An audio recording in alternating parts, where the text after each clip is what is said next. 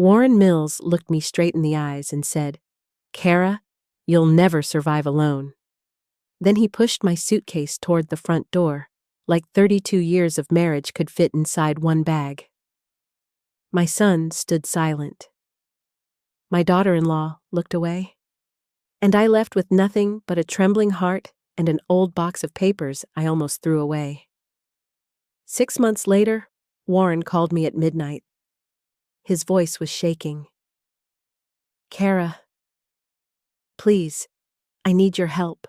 And the strangest part was by then, I was the only person who could save him. If you've ever been underestimated by someone you loved, please like this video and subscribe.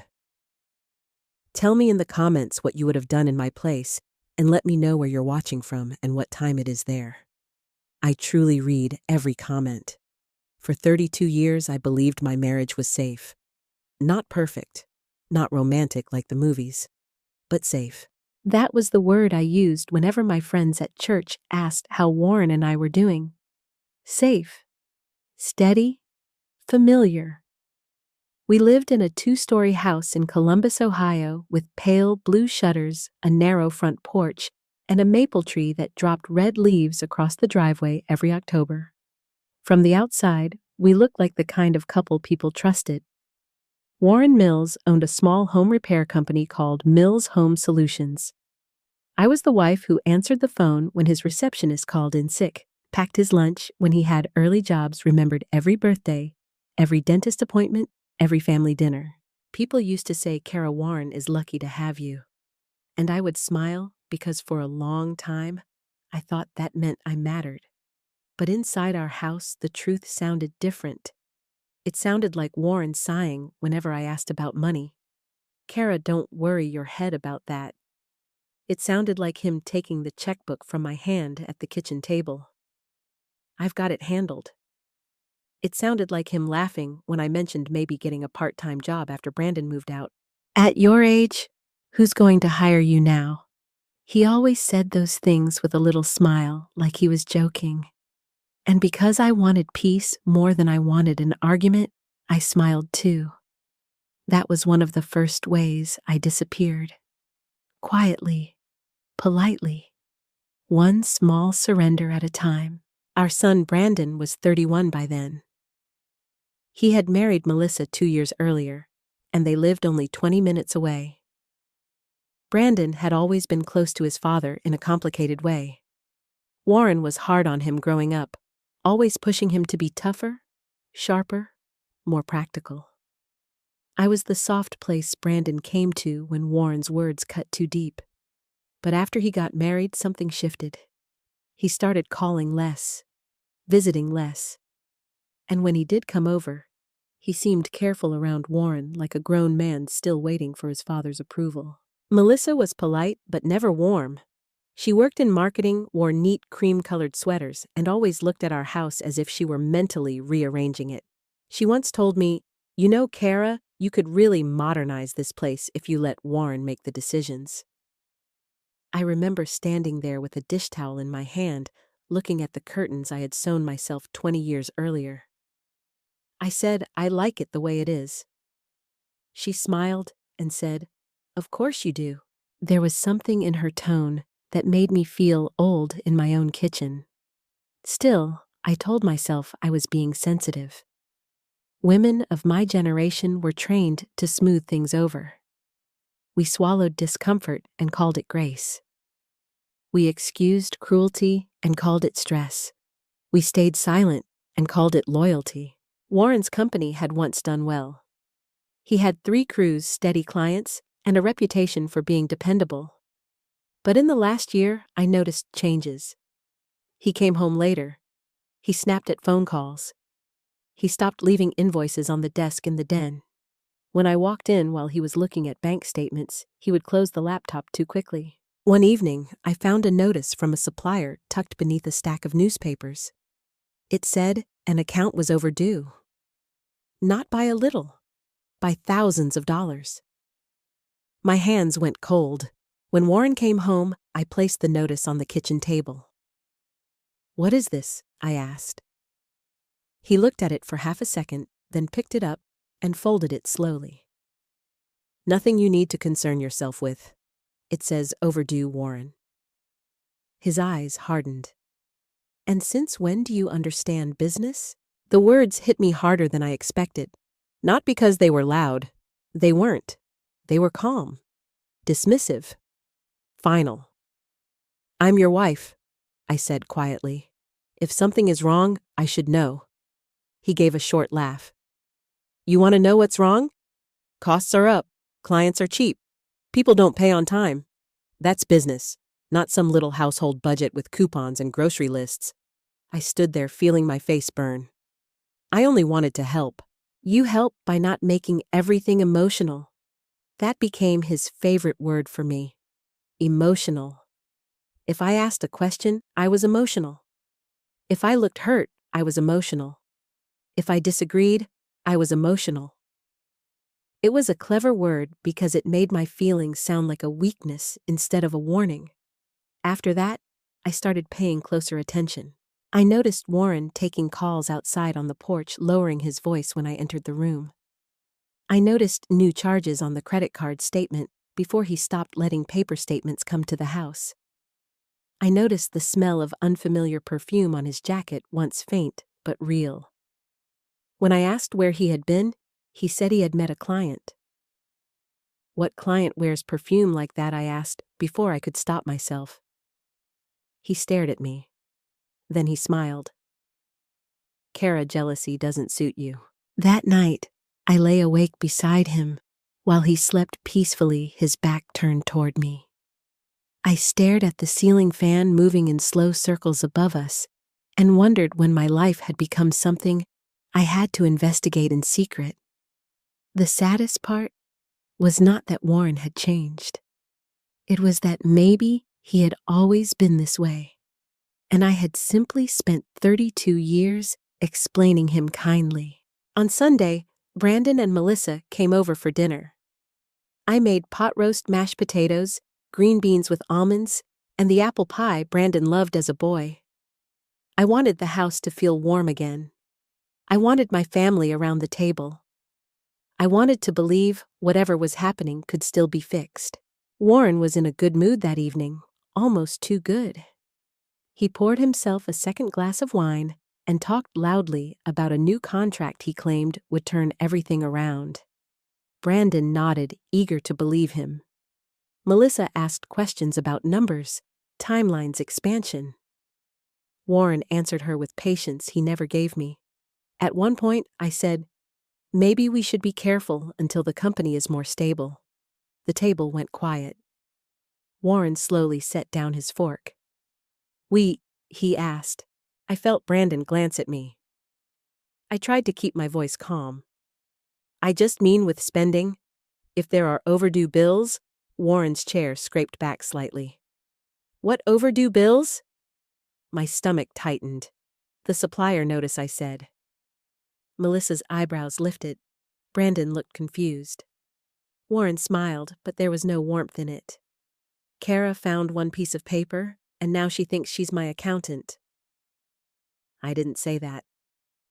"No, but you implied it. I'm worried." "You're always worried." He leaned back, looking at Brandon and Melissa as if inviting them to witness how unreasonable I was. That's what happens when someone has too much free time and not enough understanding of the real world. Something inside me cracked quietly. I looked at my son, hoping he would say something, anything. But Brandon stared down at his plate. Melissa took a sip of water, and Warren kept smiling. That was the first time I understood that silence could feel like betrayal. After dinner, while I washed dishes alone, I heard Warren in the living room laughing with Brandon. Melissa stood near the doorway, watching me dry a serving bowl. "You know," she said softly, "Warren is under a lot of pressure. Maybe it would help if you didn't question him in front of everyone." I looked at her. "In front of everyone," I repeated. "You mean in front of my own family?" She pressed her lips together. "I just think men need respect." I almost laughed, but there was no humor left in me.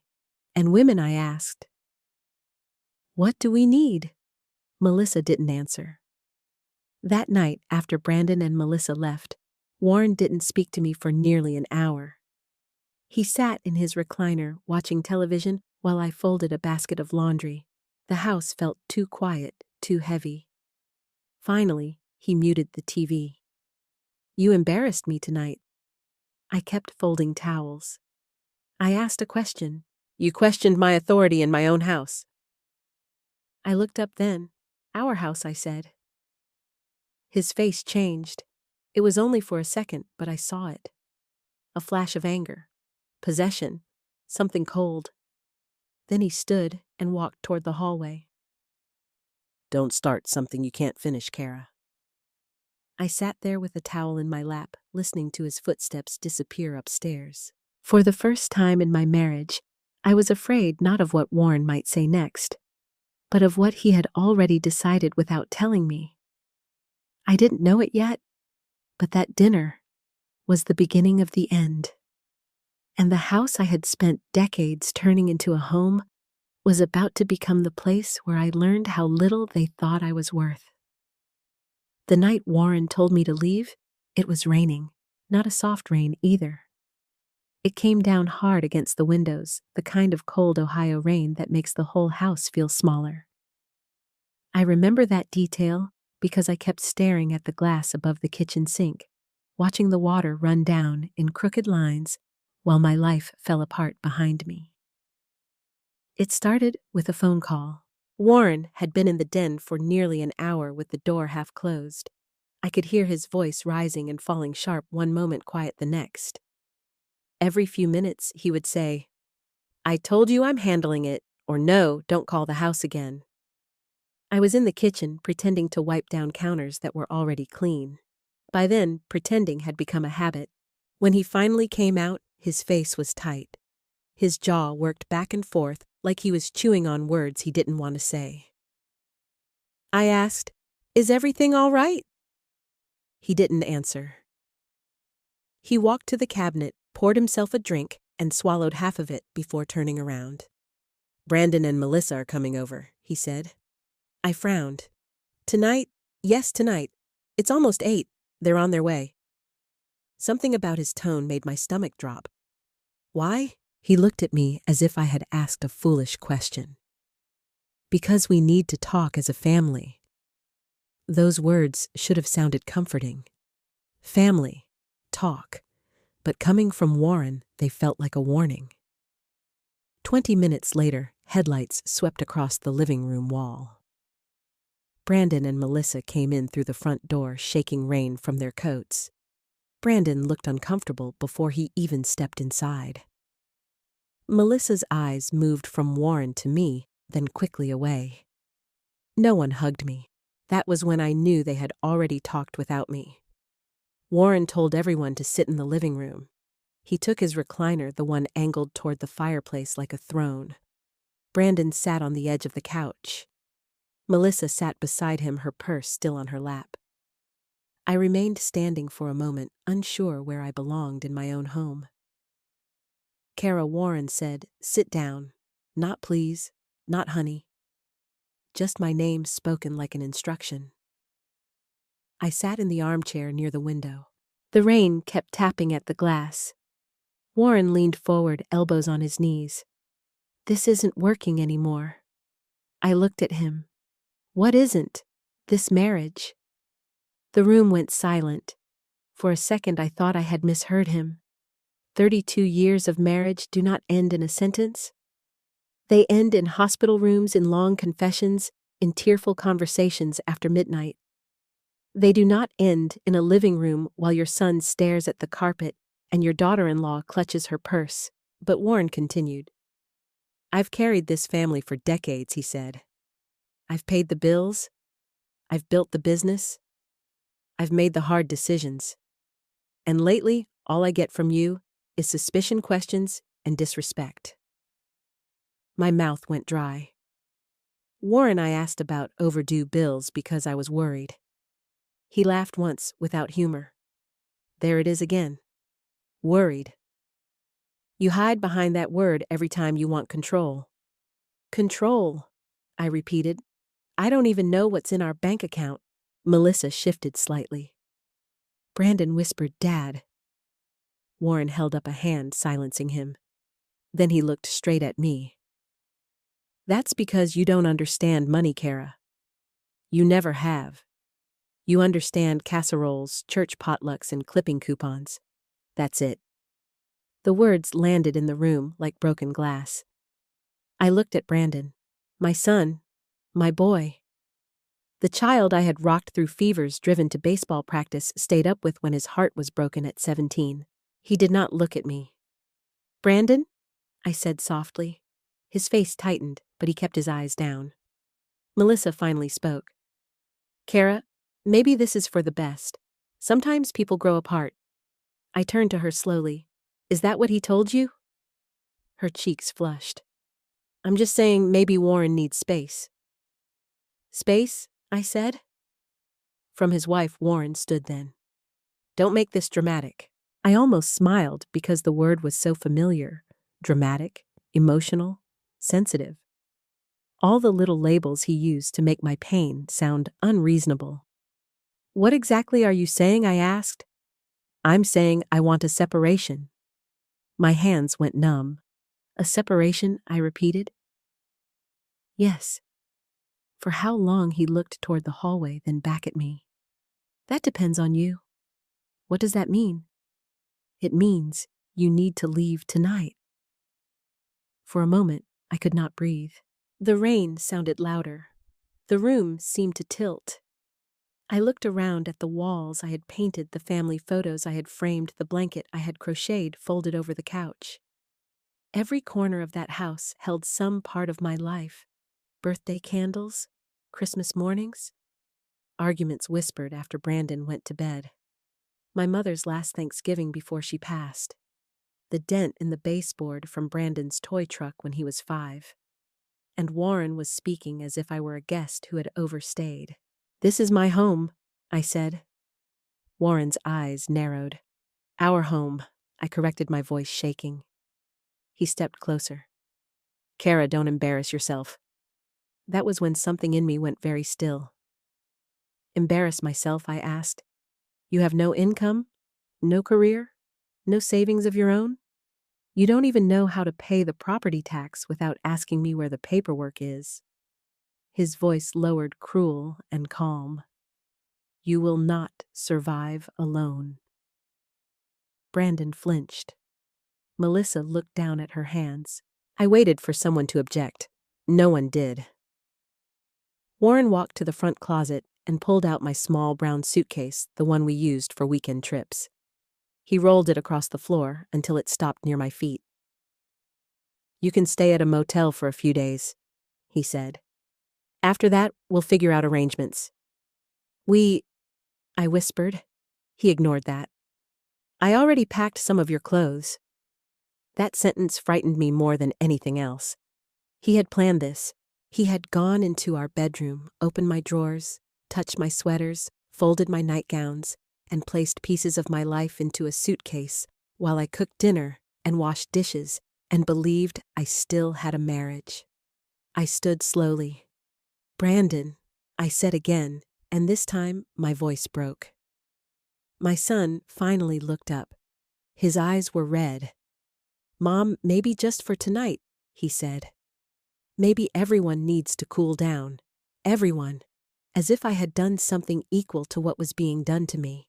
I nodded once, not because I agreed, but because if I spoke, I might collapse. I walked upstairs to the bedroom. Warren followed, not close enough to touch me, but close enough to make sure I did not take anything he did not approve of. I opened the closet and reached for my winter coat. My fingers brushed the old cardboard box on the top shelf. My father's box. I had nearly forgotten it was there. After my father died, I kept some of his papers, old letters, military records, insurance documents, a few envelopes I never fully understood. Warren had once told me that junk is useless, and I had almost thrown it away. But something had stopped me. That night, Standing in the closet with my marriage ending behind me, I pulled the box down. Warren frowned. "What's that?" "My father's papers." "You don't need that."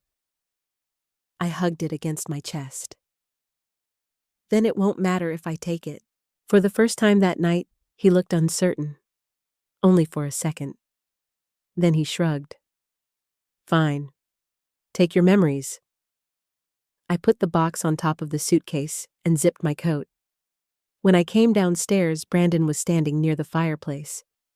Melissa was by the door. No one spoke. I paused in the entryway and looked back at the house. Warren stood with his arms crossed. "You'll understand soon enough," he said. "The real world is not kind to women who think pride can pay bills." I looked at him through tears I refused to let fall. "No," I said quietly, "but maybe the real world is kinder than you've been." His face hardened. I opened the door. Cold rain blew against my cheeks. I stepped onto the porch with one suitcase, one old box, and 32 years of silence pressing against my back. Behind me, the door closed. Not slammed, closed. That was worse, because it sounded final. I sat in my car for several minutes, gripping the steering wheel, unable to turn the key. My whole body shook. I wanted to scream.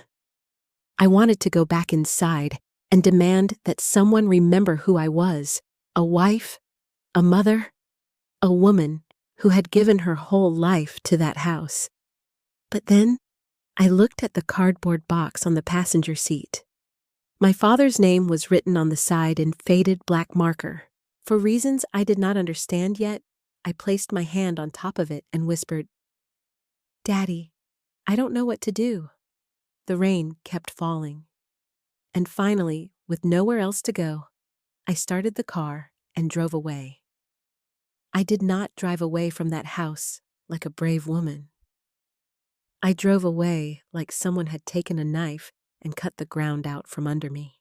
The rain hit the windshield so hard I could barely see the road. My hands were locked around the steering wheel. My suitcase was in the back seat, packed by the man who had just thrown me out.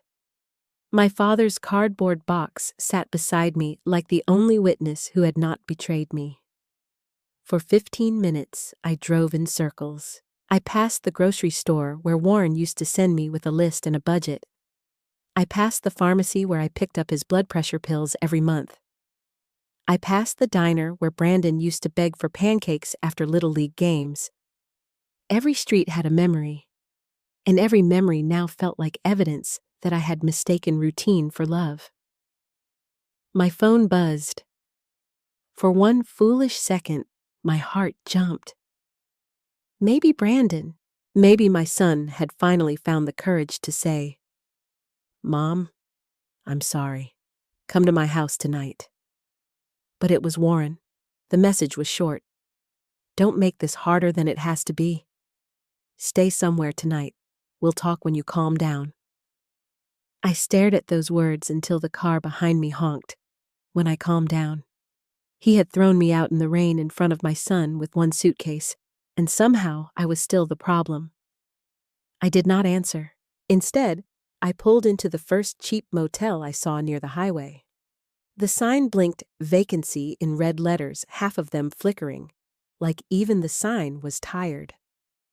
The lobby smelled like burnt coffee and cleaning spray. A young man behind the counter looked at my wet coat, my swollen eyes, and the cardboard box in my arms. One night he asked. I almost said, "I don't know," because I didn't.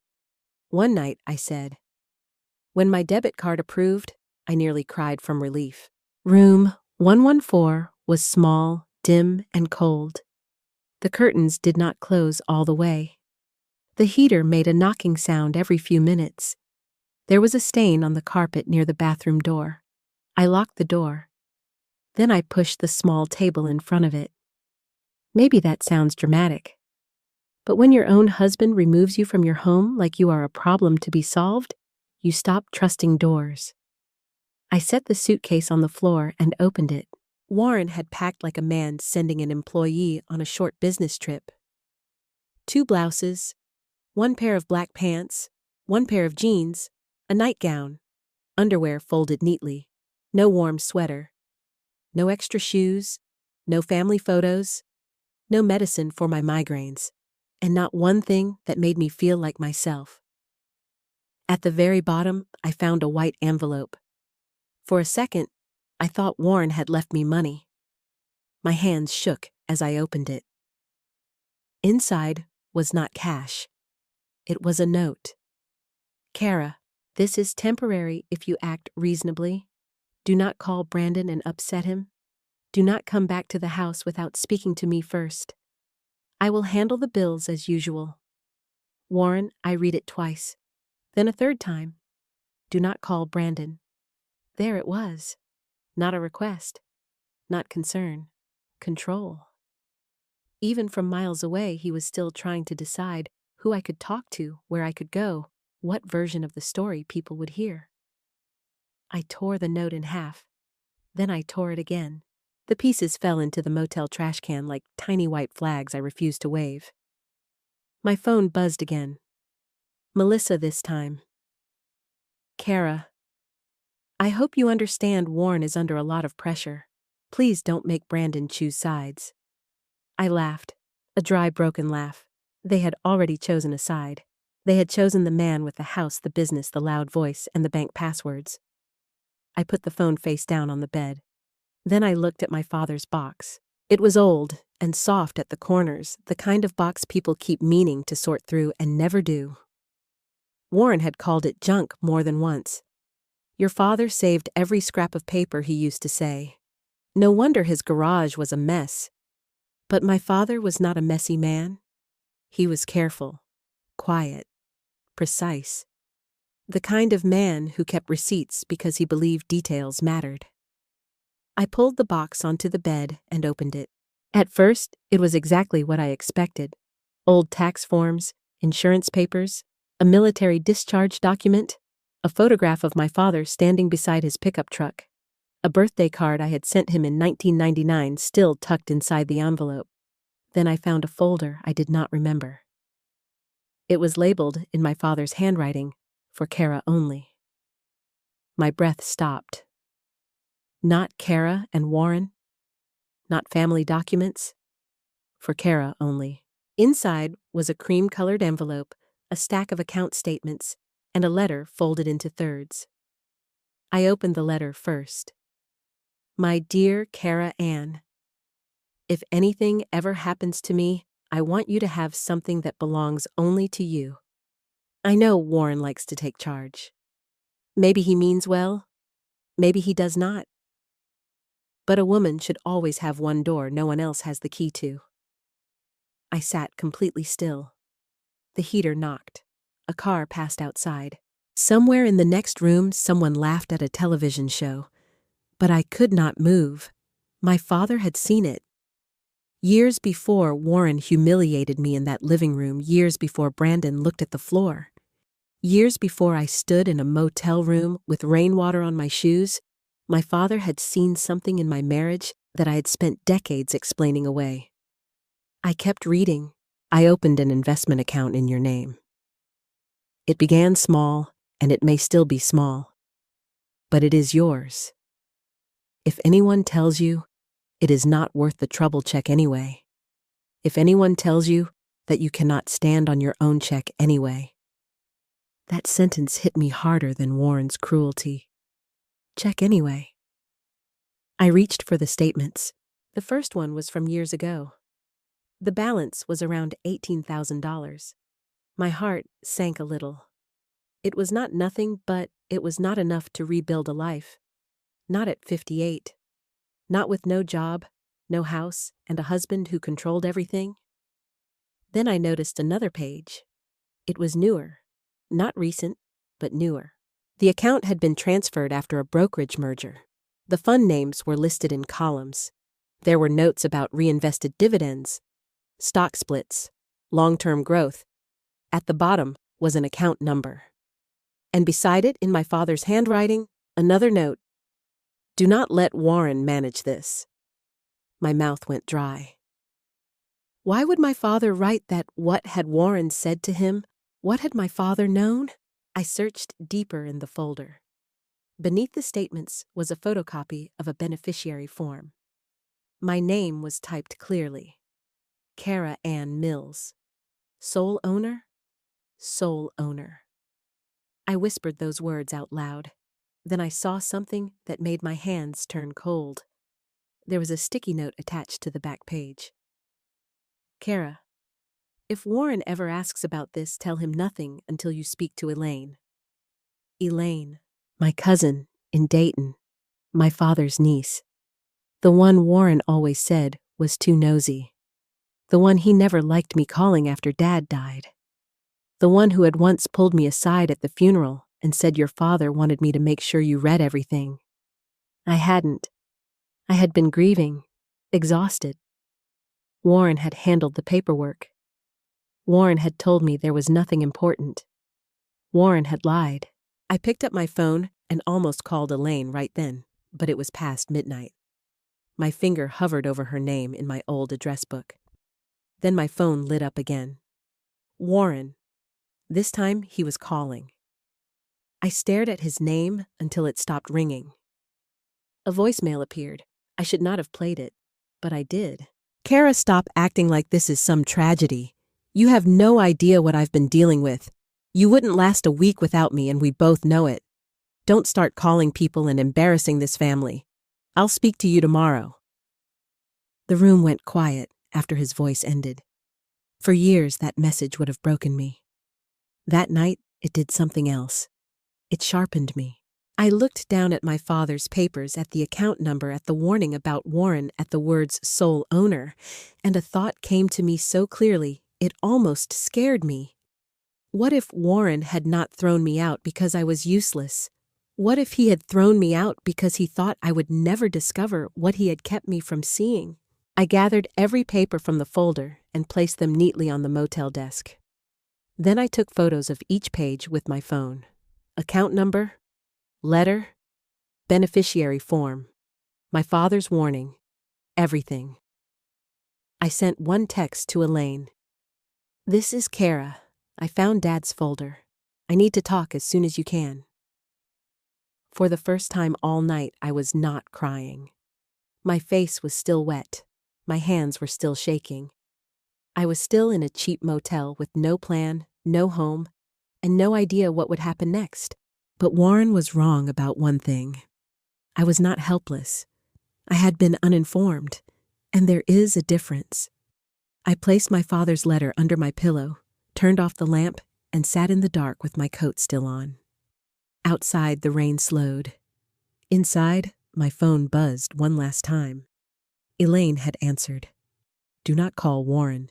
Do not sign anything. Call me at 7 a.m. Your father was afraid this day would come. I stared at that message until my whole body went cold. Then I understood. The box was not just a memory. It was a warning. And whatever Warren had been hiding from me, I had just taken the first step toward finding it. At 6:42 the next morning, I was already sitting on the edge of the motel bed with my shoes on. I had not slept more than 20 minutes at a time. Every noise outside made me look at the door. Every time my phone lit up, my stomach tightened. Warren had left 2 more messages before dawn. I did not open them. Elaine had told me not to call him, and for once in my life, I listened to someone who was trying to protect me. At exactly 7 a.m., my phone rang. Elaine Whitaker. I answered before the first ring finished. Kara. The sound of her voice nearly broke me. Elaine was 71, sharp as a tack, and had the kind of calm that made you sit up straighter. I found Dad's folder, I said. I know. I've been waiting 12 years for you to say that. My fingers tightened around the phone. 12 years. She exhaled. Your father tried to talk to you before he passed. Warren wouldn't let him get 2 minutes alone with you. I stood up so fast the mattress squeaked. What? At the hospital? Elaine said. Your father asked Warren to step out. Warren said you were too upset for business talk.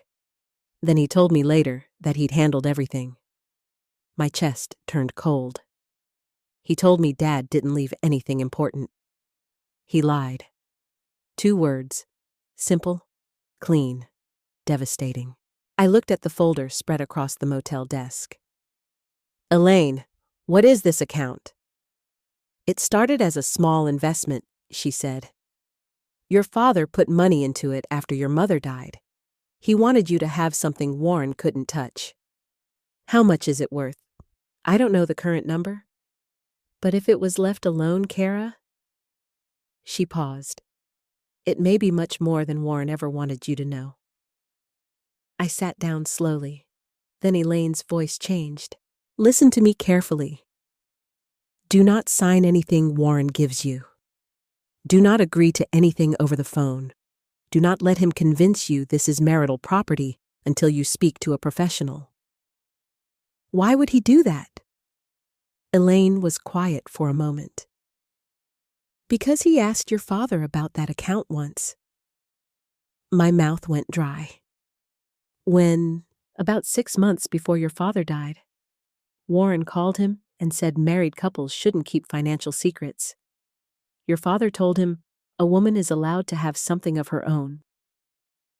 After that, your father didn't trust him. I pressed my hand to my forehead. All those years I had thought my father and Warren were simply different kinds of men, quiet and loud, careful and confident. But maybe my father had seen the danger before I did. Elaine gave me the name of a financial advisor in Dayton, then told me to call the institution listed on the papers. And Kara. Yes, if Warren shows up, don't open the door. I looked around the motel room with its thin curtains and weak lock. I pushed a table in front of it. Good, she said. Keep it there. After we hung up, I sat in silence for almost a full minute. Then I called the number on the statement. It took 40 minutes, 3 transfers, and more security questions than I knew existed. My voice shook when I gave my father's name, my social security number, my old address, my current address, which I almost could not answer, because I did not have one anymore. Finally, a woman named Patricia came on the line. Mrs. Mills, I can confirm there is an account associated with your name. My heart began to pound. Is it still active? Yes, ma'am. I closed my eyes. Active. 1 word, and the room shifted. Can you tell me the balance? For security reasons, I can't disclose full details until your identity verification is complete. But I can tell you this is not a closed or inactive account. We'll need to schedule a secure appointment. How soon we have availability tomorrow morning at our Columbus office. Tomorrow. Not someday. Not maybe. Tomorrow. I wrote down the address with a pen from the motel nightstand, pressing so hard the paper nearly tore. When the call ended, I felt something I had not felt in years. Not happiness, control, small, fragile control. I checked out of the motel at 11. I could not afford to stay there night after night, not without knowing what money I had. Elaine insisted I come to Dayton, but something in me refused to run that far. I needed to stay close enough to face what was coming. So I drove to the Columbus Public Library. I don't know why I chose the library, except that it was warm, quiet, and free. Maybe that is why so many broken people end up there. No one asks why you came. No one asks what you lost. You can sit at a table with your whole life in a cardboard box, and people simply let you breathe. I found a seat near the back, beside a tall window. That was where I met Ruth Bennett. She was shelving books in the large print section, a tall black woman with silver braids pinned neatly at the back of her head and reading glasses hanging from a chain around her neck. She noticed the papers spread in front of me, then noticed my face. You look like someone who's trying not to fall apart in public, she said. I looked up, startled. She smiled gently. Don't worry, I've done it here more than once. I should have said I was fine. That was the old Kara's answer. Instead, I said, "My husband threw me out last night." Ruth did not gasp. She did not pity me. She simply pulled out the chair across from me and sat down. "Did you eat breakfast?" The question was so practical, so human, that tears filled my eyes. "No." She opened her tote bag and placed a granola bar on the table. "Start with that. Disasters are harder on an empty stomach." I laughed before I could stop myself. It came out cracked and strange, but it was still a laugh. Ruth did not ask for the whole story. She let me give it in pieces. Warren, Brandon, Melissa, the suitcase, the motel, my father's folder, the account, the appointment tomorrow. When I finished, she leaned back and said, "Your husband made one mistake. Only one. He thought humiliation would make you obedient." Her eyes sharpened. Sometimes humiliation wakes a woman up. Those words stayed with me. Ruth told me she volunteered at the library 3 days a week after retiring from the county clerk's office. She knew paperwork, she knew records, she knew how people hid things in fine print. "You need copies," she said. "Not just photos, paper copies. Organized." "I don't even know where to start." "Yes, you do. You start with what proves ownership, then identity, then anything with Warren's name near your money. My money." The phrase sounded foreign. Ruth helped me use the copier. She showed me how to make a folder for each category. Account statements, father's letter, identification, Warren's messages, Elaine's texts. When she saw Warren's note telling me not to call Brandon, her mouth tightened. "That's not a husband," she said. "That's a man managing witnesses." A chill ran through me, because she was right. By late afternoon, I had a neat stack of copies and a list of things to do. Open a separate email account, change passwords, get a post office box, ask the financial office about account access history, find out whether Warren had ever attempted to contact them. Every item on that list felt like a step away from the woman who had sat silently in Warren's living room. Then my phone rang. Brandon. My breath caught. Ruth looked at the screen, then at me. "You don't have to answer." But I did. "Mom."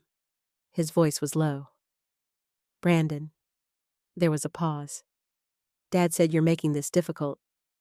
I closed my eyes. "Of course he did. What do you think I asked?" "I don't know. Melissa says maybe you and Dad both need space. Brandon, your father threw me out in the rain." "I know, but no." My voice surprised me. It was not loud, but it was firm. There is no but after that. Silence. Then he whispered, "Where are you?" I looked at Ruth. She shook her head once. I understood. "I'm safe," I said. "Mom, Dad's worried." "No, Brandon. Your father is not worried. He's losing control." He did not answer. I softened, but only a little. "I love you, but I will not let anyone use you to pull me back into that house." "Mom, I have to go." I ended the call before he could hand the phone to Warren, before I could hear another excuse, before my old instincts dragged me backward. My hands were shaking. Ruth reached across the table and touched my wrist. That, she said, was the sound of a woman finding her voice. That night, Ruth helped me find a small, extended stay room near the library. Not fancy, not permanent, but clean, safe, and mine for the week. I paid with my own card. I wrote my own name on the form. I carried my own suitcase inside. Before I went to bed, I checked my messages. Warren had sent one more. "You're being influenced by people who don't understand our marriage." For the first time, I did not feel the urge to defend myself. I typed one sentence back. "Do not contact me unless it is in writing." Then I blocked his number from ringing through. I did not know yet how much my father's account was worth. I did not know what Warren had hidden. I did not know whether Brandon would choose truth or comfort. But I knew one thing. Warren had said I would never survive alone. By the end of my first full day without him, I had eaten, made copies, protected my documents, found shelter, scheduled a financial appointment, and told my son the truth. It was not a new life yet, but it was the first proof that Warren Mills had been wrong. Warren did not panic right away. That was important to understand. Men like Warren do not fall apart the moment they lose control. First, they pretend nothing has changed. Then they get angry. Then they look for someone to blame. For the first week after I left, he acted as if I were the one being punished. He sent emails instead of calling because I had told him to keep everything in writing. Kara, you are making a temporary disagreement unnecessarily hostile. Kara, Brandon is upset because of your behavior. Kara, I hope you realize motel rooms and strangers at libraries are not a life. I saved every message. Ruth had told me, when a controlling man writes things down, let him. Paper has a better memory than people. So I let Warren write. Meanwhile, I went to the financial office. I wore the best blouse. Warren had accidentally packed the black pants and the only pair of shoes I had. Ruth drove me because she said no woman should walk into a room that important feeling alone. The office was on the 7th floor of a glass building downtown. Everything smelled like coffee-polished wood and expensive decisions. A woman named Patricia met me in a small conference room. She verified my identity. Then she turned her monitor slightly toward me. Mrs. Mills, she said, this account has been active for many years. My hands folded tightly in my lap. And the balance, she hesitated not because she was unsure, but because she seemed to understand the number would change the room. When she said it, I did not speak. I could not. It was not $18,000 anymore. It was enough to buy a modest home outright. Enough to live. Enough to breathe. Enough to make Warren's sentence, "You'll never survive alone," sound not just cruel, but foolish. Ruth reached under the table and squeezed my hand. Patricia explained that my father's original investment had grown over time. Reinvested dividends, market gains, stock splits, years of being left untouched. Then she said something that made the warmth drain from my face. There were several inquiry attempts on this account over the years. Inquiry attempts, I asked? Someone contacted previous institutions asking about access transfer options and marital authorization. Ruth leaned forward. Who? Patricia looked at the file. We can't release everything today without a formal request, but one name appears in the notes. I already knew before she said it. Warren Mills. The room went silent. My husband had known. Maybe not the exact balance. Maybe not full access. But he had known enough to ask. Enough to lie. Enough to keep me away from the folder. Patricia continued carefully. No withdrawals were made. The account was protected because it was individually owned and tied to your father's estate documents. But I strongly recommend you update all contact information, passwords, security questions, and beneficiary details immediately. I want everything changed, I said. My voice did not shake. Not that time. By the end of the appointment, the account was secured. Warren's old home address was removed. A new mailing address would go to a post office box Ruth helped me open that afternoon. I created new passwords, new security questions, new everything. For the first time in 32 years, there was money in my name that Warren could not touch. And somehow across town, Warren's perfect new life was beginning to rot. I learned that from Brandon. He called 3 days later. This time, his voice sounded different. Less defensive, more tired. Mom, he said Dad's been acting strange. I sat at the small table in my extended stay room, sorting papers into folders.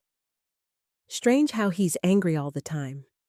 He snapped at one of his crew guys in front of a client. Melissa said he came by our place yesterday, asking if I knew where you were staying. My fingers stopped moving. What did you tell him? I said I didn't know. Was that the truth? Yes, I believed him. But belief did not mean trust had been repaired. He also asked if you had talked to Elaine. Brandon added. My stomach tightened. He asked that, yeah. Why? I looked at my father's folder on the table. Because Elaine knows things he doesn't want discussed. Brandon was quiet. Then he said, Mom, is there something going on with money? I almost told him everything. But Ruth's voice echoed in my mind. Do not give information to someone still standing too close to Warren. So I said, there has been money hidden from me? That's all I can say right now. Hidden by Dad. I didn't hide it from myself, Brandon. He inhaled sharply.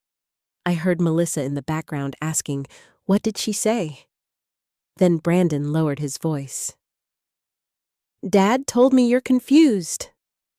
There it was, the next stage. If Warren could not control me, he would question my mind. I leaned back in the chair. Your father is welcome to put that in writing. Brandon said nothing. Listen to me, I continued. I am not confused. I am not unstable. I am not being influenced by strangers. I am asking questions your father hoped I would never ask. That call ended quietly. No apology, not yet, but something had shifted. By then, Warren had moved Denise Harper into the story. I had heard her name before, though Warren never admitted anything. Denise was a real estate agent in her late 40s who wore bright lipstick and drove a white Lexus. She had referred clients to Warren's company for years. He always said she was good for business. 2 weeks after I left, Ruth showed me a photo someone had posted online. Warren and Denise at a steakhouse, her hand on his arm, his smile wide and proud. The caption read, New beginnings deserve a toast. I stared at it for a long time. Ruth watched my face. Does it hurt? Yes, I said. Good. Don't pretend it doesn't. Just don't let it steer the car. That photo did hurt, not because I wanted Warren back, but because I realized how quickly he had replaced the wife he claimed was the problem. How easily he had stepped into public happiness while I was still learning which motel rooms felt safe. But Warren's new beginning was expensive. Denise liked restaurants, weekend trips, new clothes, and attention. Warren liked showing people he was still powerful. Together, they spent money like appearances could pay overdue invoices. They could not. Within a month, Mills Home Solutions began losing clients. I knew because people talk in communities, especially when a man has spent years making himself look bigger than he is. One of Ruth's friends had a nephew who worked for a contractor who used to subcontract for Warren. The news came in pieces. A bathroom remodel left unfinished. A kitchen job delayed 3 weeks. A supplier refusing to deliver materials without payment. 2 crew members quitting after checks came late. Warren had always blamed stress on me, but I was gone now, and the stress remained. One afternoon, I received an email from him with the subject line, Enough. Kara. Whatever you think you are doing, it is hurting this family. Brandon is distracted. People are asking questions. You need to stop hiding and have a reasonable conversation with me. I stared at the screen. Then I typed back Warren. A reasonable conversation can happen through attorneys or in writing. Do not contact me about personal matters unless they concern legal or financial documentation. Kara. His reply came 7 minutes later. You think a little money from your father makes you powerful? I stopped breathing. There it was. Proof. He knew. I forwarded the email to Elaine, then to Patricia. Then I printed it and placed it in the folder labeled Warren Written Communication. Ruth read it and tapped one finger on the page. He just showed his hand. What do? You don't react. You document? That became my new rhythm. Document. Protect. Learn. Repeat. I opened my own checking account. I met with a financial counselor.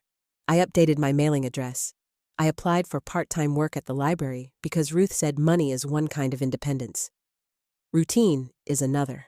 The library hired me for 20 hours a week helping with community programs and basic computer classes. It was not glamorous.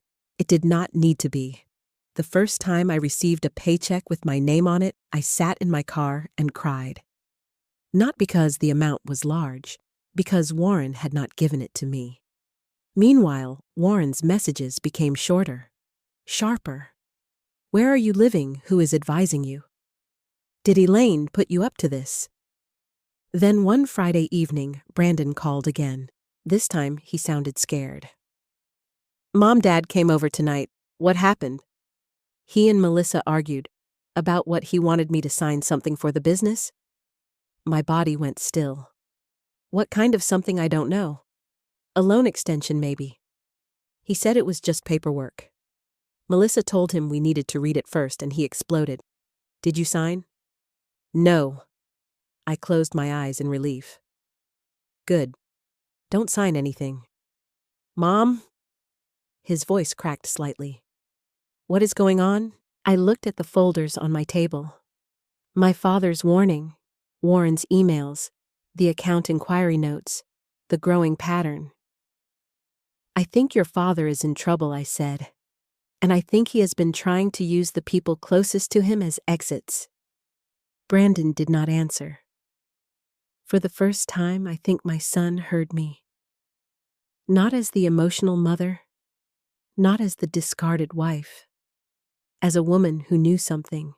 That night, I looked out the window of my small rented room at the parking lot, lights glowing against the dark. Warren had a house, a business, a new woman, a son still trying to believe in him, and yet somehow he was the one losing ground. I had one room, one job, one box of papers, and a woman named Ruth who refused to let me fall apart. But for the first time in my life, the truth was on my side. And truth, I was learning, does not need a big house to survive. It only needs one woman brave enough to stop looking away. The first woman I helped at the library was not supposed to become the beginning of anything. Her name was Mrs. Helen Porter, and she came in on a Tuesday afternoon wearing a navy coat, orthopedic shoes, and the expression of someone trying very hard not to cry in public. I was working at the front desk sorting returned books and helping people reset passwords on the public computers. It had been 3 weeks since the library hired me part-time. I still felt nervous every morning when I pinned on my name tag. Kara Mills.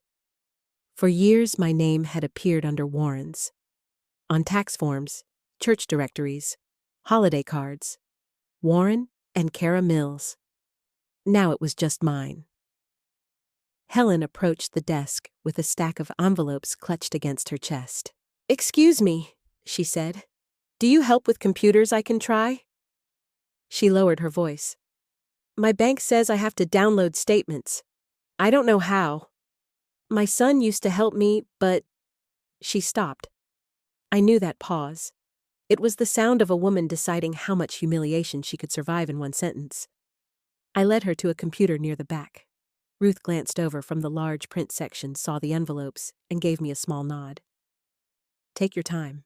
Helen's hands trembled as she typed. Twice she entered the wrong password. The third time the account opened. Then she froze. What is it? I asked. She pointed at the screen. That withdrawal.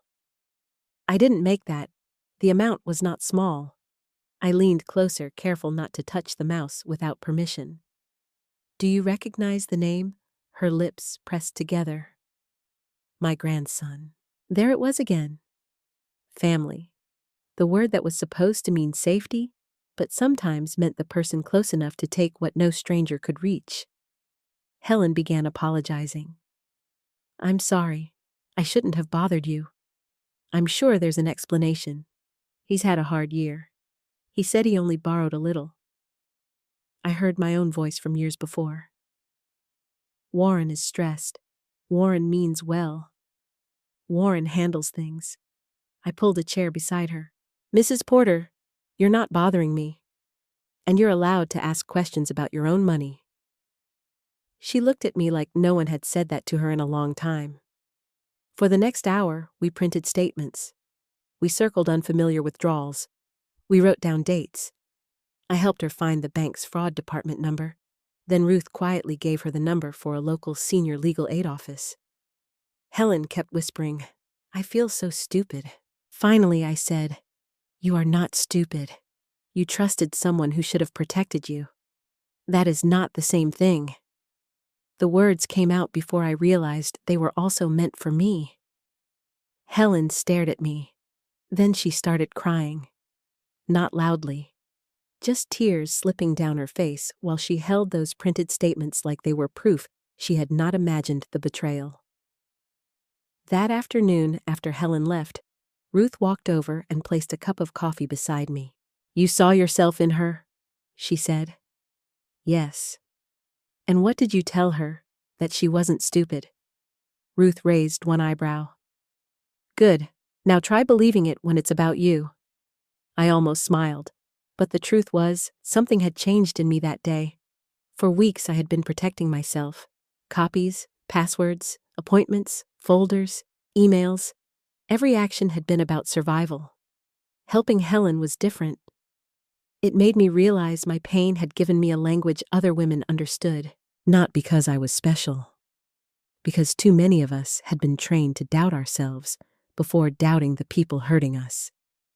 A few days later, Helen came back with a small thank you card. She had spoken to the bank. The account had been frozen. Her grandson was angry, but her money was safe. "You gave me courage," she said. I shook my head. "No, you already had it. You just needed someone to stand beside you while you used it." Ruth heard that and laughed from behind the desk. "Listen to you," she said. "Sounding like you run a support group." I looked at her. She stopped laughing. "Kara," she said slowly, "maybe you should." At first I thought she was joking. "I'm barely holding my own life together. That's exactly why women would trust you. I don't have credentials. You have experience. And you know how to organize paperwork better than half the people who charge money for it. I helped one woman. One woman is how most things begin." I tried to dismiss it, but Ruth did not let the idea die.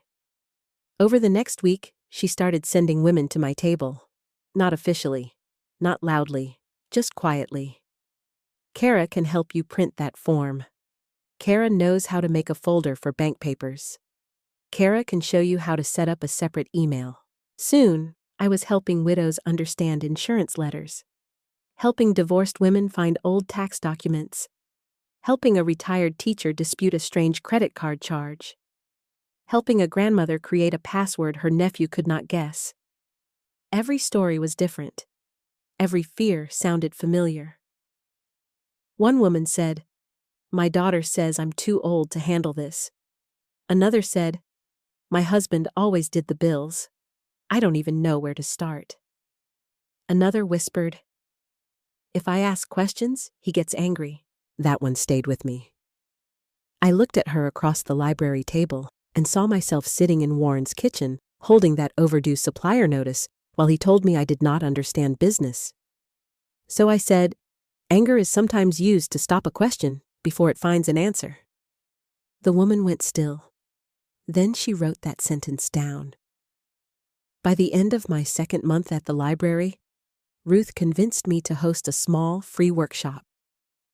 We called it Know Your Papers. Nothing dramatic, nothing threatening, just a 1-hour session in the community room about organizing personal documents, reading bank statements, protecting passwords, and knowing what not to sign without advice. I expected 5 people.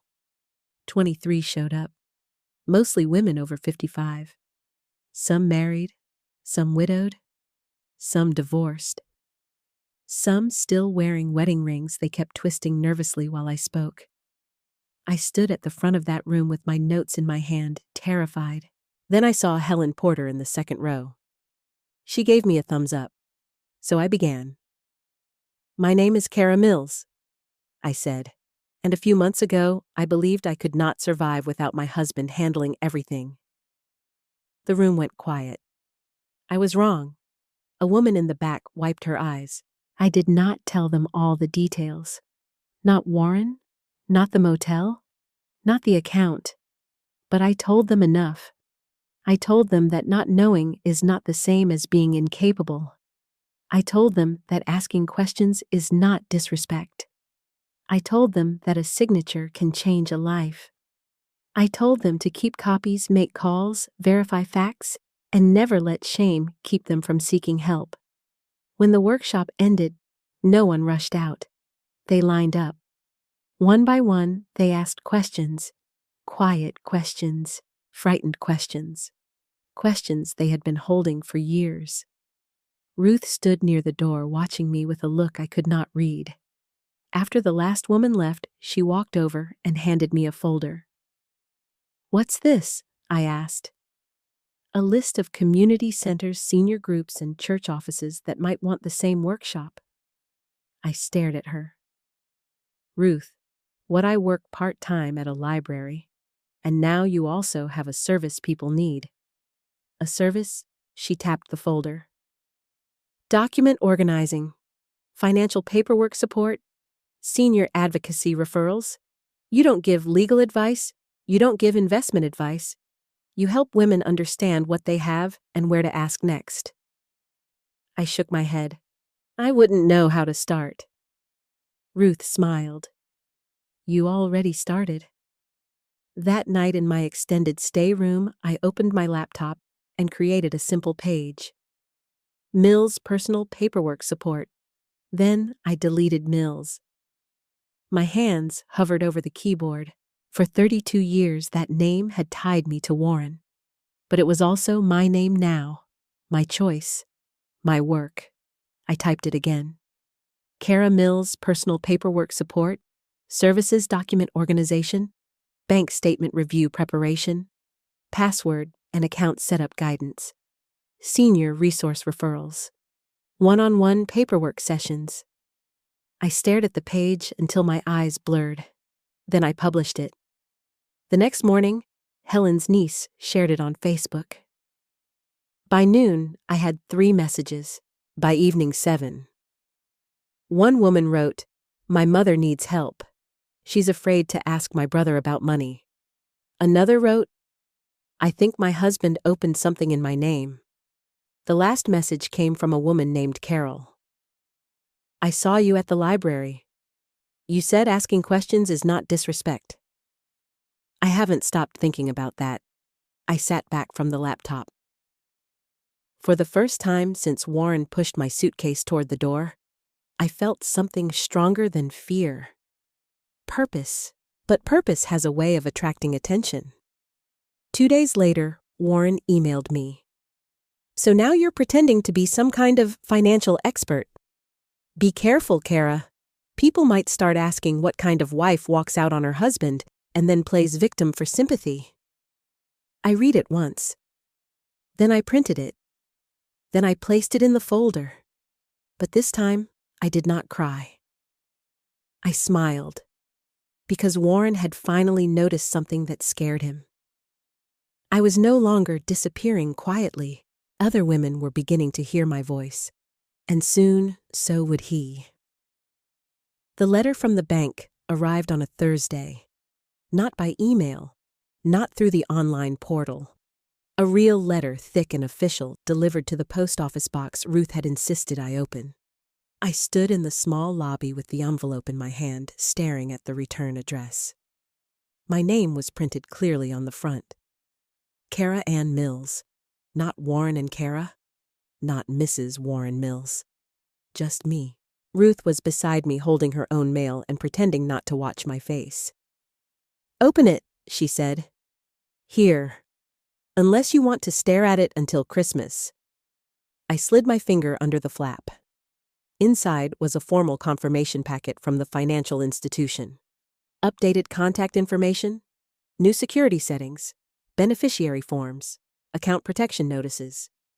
And then near the back, a printed statement with the full current balance. I had heard the number in Patricia's office, but seeing it in black ink made my knees weaken. Ruth took one look at me and grabbed my elbow. "Kara, I handed her the page. She read it once. Then she looked at me over her glasses. "Well," she said quietly, "Warren Mills is going to need a new insult." I laughed, but it came out shaky. The amount was not billionaire money. It was not some fantasy fortune. But for a woman who had been told she could not survive without her husband, it was freedom written in numbers. Enough to buy a small home. Enough to pay for legal help. Enough to never again beg Warren for grocery money, gas money, or permission. Enough to make every cruel word he had spoken sound like fear disguised as confidence. I folded the statement carefully and put it back in the envelope. Ruth lowered her voice. "What are you going to do?" I looked around the post office lobby. People were buying stamps, checking boxes, mailing birthday cards. Ordinary life moving around me while mine quietly changed. "I'm not going to tell Warren." Ruth smiled. Good answer. That afternoon, I met with a financial advisor Patricia recommended. His name was Mark Ellis, a calm man in his 50s who wore a navy suit and did not speak to me like I was a child. That alone nearly made me trust him. Nearly. But I had learned not to hand trust over too quickly. Ruth came with me and sat beside me like a guard dog in a cardigan. Mark explained options, conservative investments, monthly withdrawals, tax implications, emergency funds. He asked what I wanted the money to do. No one had asked me that before. Warren had always told money where to go. Bills, business, repairs, his truck, his tools, his decisions. Now Mark was asking me. "I want safety," I said first. He nodded, and I looked down at my hands. "I want a home." The word came out softer than I expected. Not a mansion, not a showplace, not a house where someone else's anger controlled the temperature in every room. A home. Mine. Mark did not smile like it was silly. He simply wrote it down. Then we build the plan around that. Build the plan. Not ask Warren. Not wait for permission. Build. Over the next 2 weeks, my life became a strange mix of fear and motion. I worked at the library in the mornings, helped women with paperwork in the afternoons, and spent evenings looking at small houses online. Ruth had opinions about every listing. "No," she said, pointing at one photo. "That basement looks like it eats people." Another one, "Too close to the highway." Another, "That kitchen has seen crimes." For the first time in months, I laughed until my stomach hurt. Then I found it. A small brick ranch house on a quiet street in Grove City just outside Columbus. 2 bedrooms, 1 bathroom, a white front door, a little patch of garden in the back.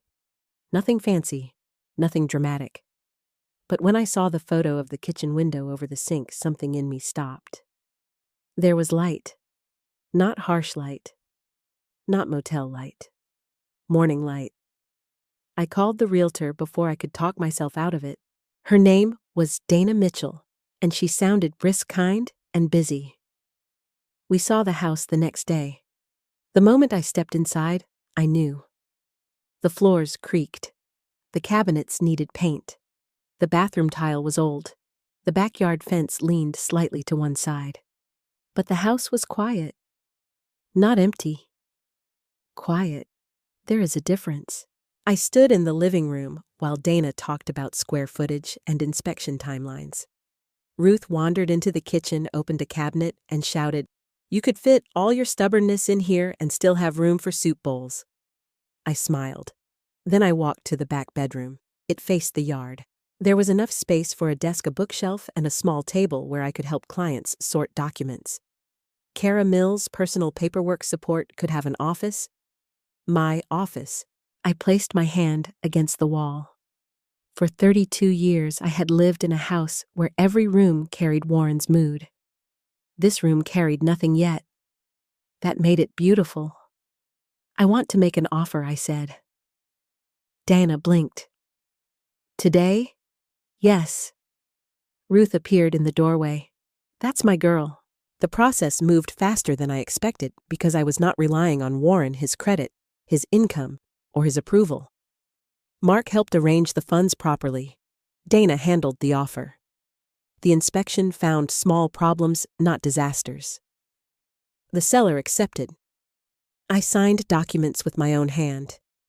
Every signature felt like I was reclaiming a piece of myself Warren had tried to erase. But secrets have a way of leaking through small cracks. 3 days after the offer was accepted, Brandon called. "Mom," he said carefully, "are you buying a house?" I went still. "Who told you that?" A pause. Dad heard something. Of course he did. Warren always had a way of hearing what made him angry. What exactly did he hear? That you're looking at property. He said you must be using marital money? I almost laughed. There it was. The man who threw me out with one suitcase now wanted to claim the ground under my feet. "Brandon, I said your father does not own every dollar that exists near me. He says, if you have money, you hid it from him. No. My father protected it from him." Silence. Then Brandon whispered, "What does that mean?" "It means there are things your grandfather understood before I did." I heard Melissa in the background quieter this time. "Ask her if she has a lawyer." I closed my eyes.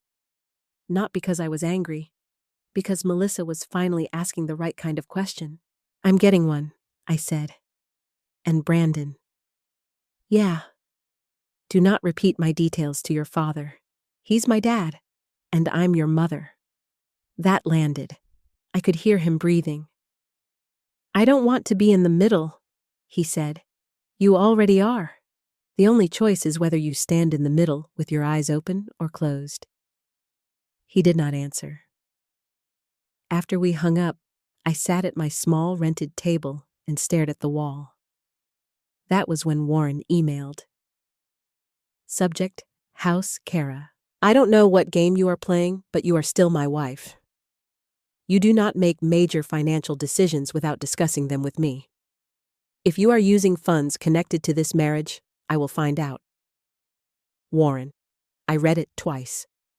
Then I forwarded it to Mark, then to Elaine, then to Ruth. Ruth called immediately. "Do not answer." I wasn't going to. Good. Because that email is not about money. It's about him realizing the cage door is open. I looked at the printed bank letter on my desk. The cage door is open. That night, I did not sleep much. Not because I doubted myself. Because I understood Warren would not let go quietly. Men like him did not mourn control. They chased it. The next morning, I made an appointment with attorney Linda Brooks.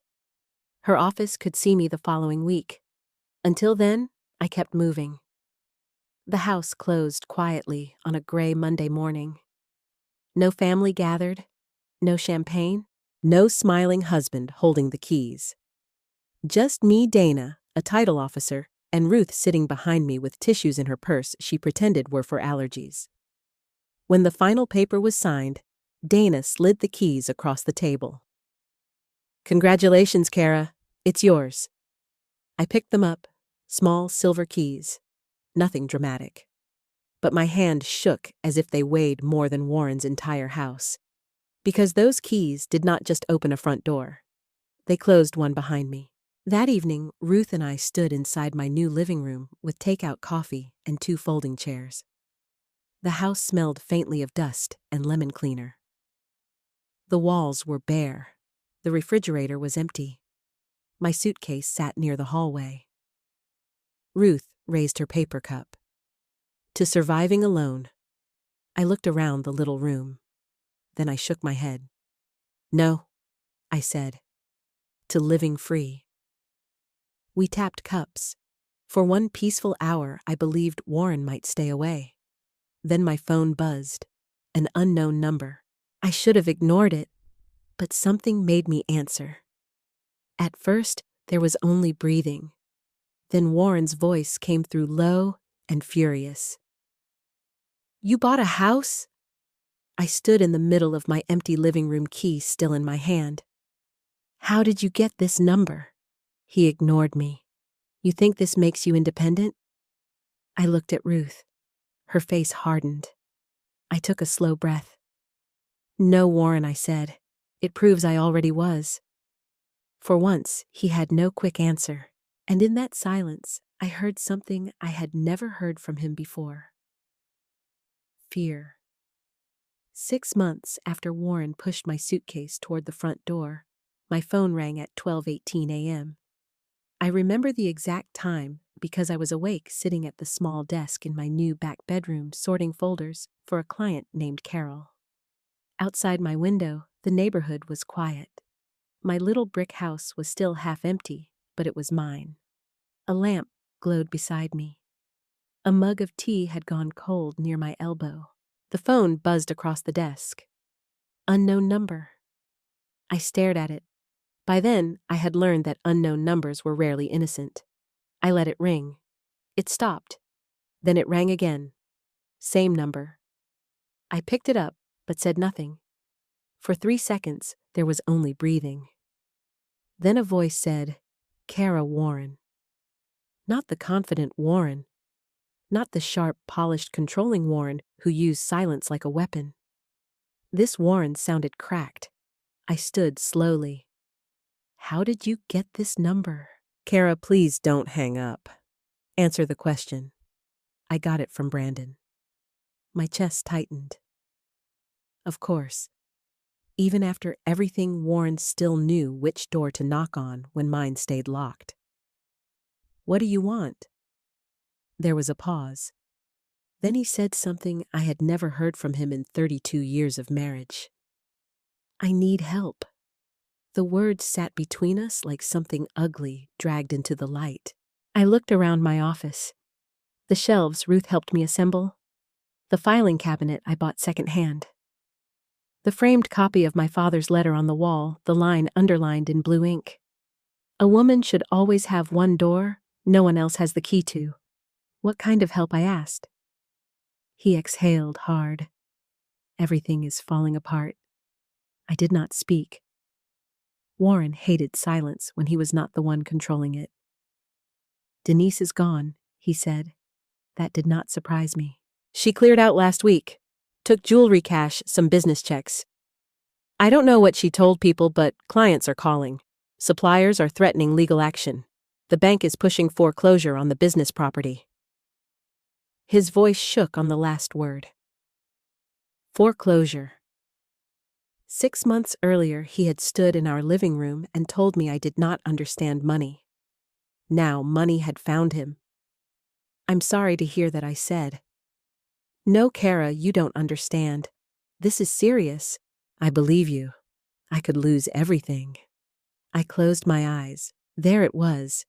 Everything. Not the marriage, not his son, not the woman he threw out in the rain, the business, the property, the image, everything that made Warren feel like Warren. What do you expect me to do? I asked. I just need you to meet me. No. Kara. No, Warren. I'm not asking you to come back. That is the first honest thing you've said. He went quiet. Then his voice softened the way it used to when he wanted me to stop resisting. I know I hurt you. I almost laughed. Hurt was what happened when someone forgot your birthday. What Warren did had another name. You humiliated me, I said. You threw me out of my home in front of my son. You told me I would never survive alone. I was angry. You were prepared. You packed my suitcase. Silence. That silence told me he remembered every detail. Finally, he said I made mistakes. Then write them down and send them to my attorney. No lawyers. His voice sharpened instantly. There he was, the real Warren still underneath the panic. This doesn't need to become some legal circus. It became legal the moment you started threatening my money.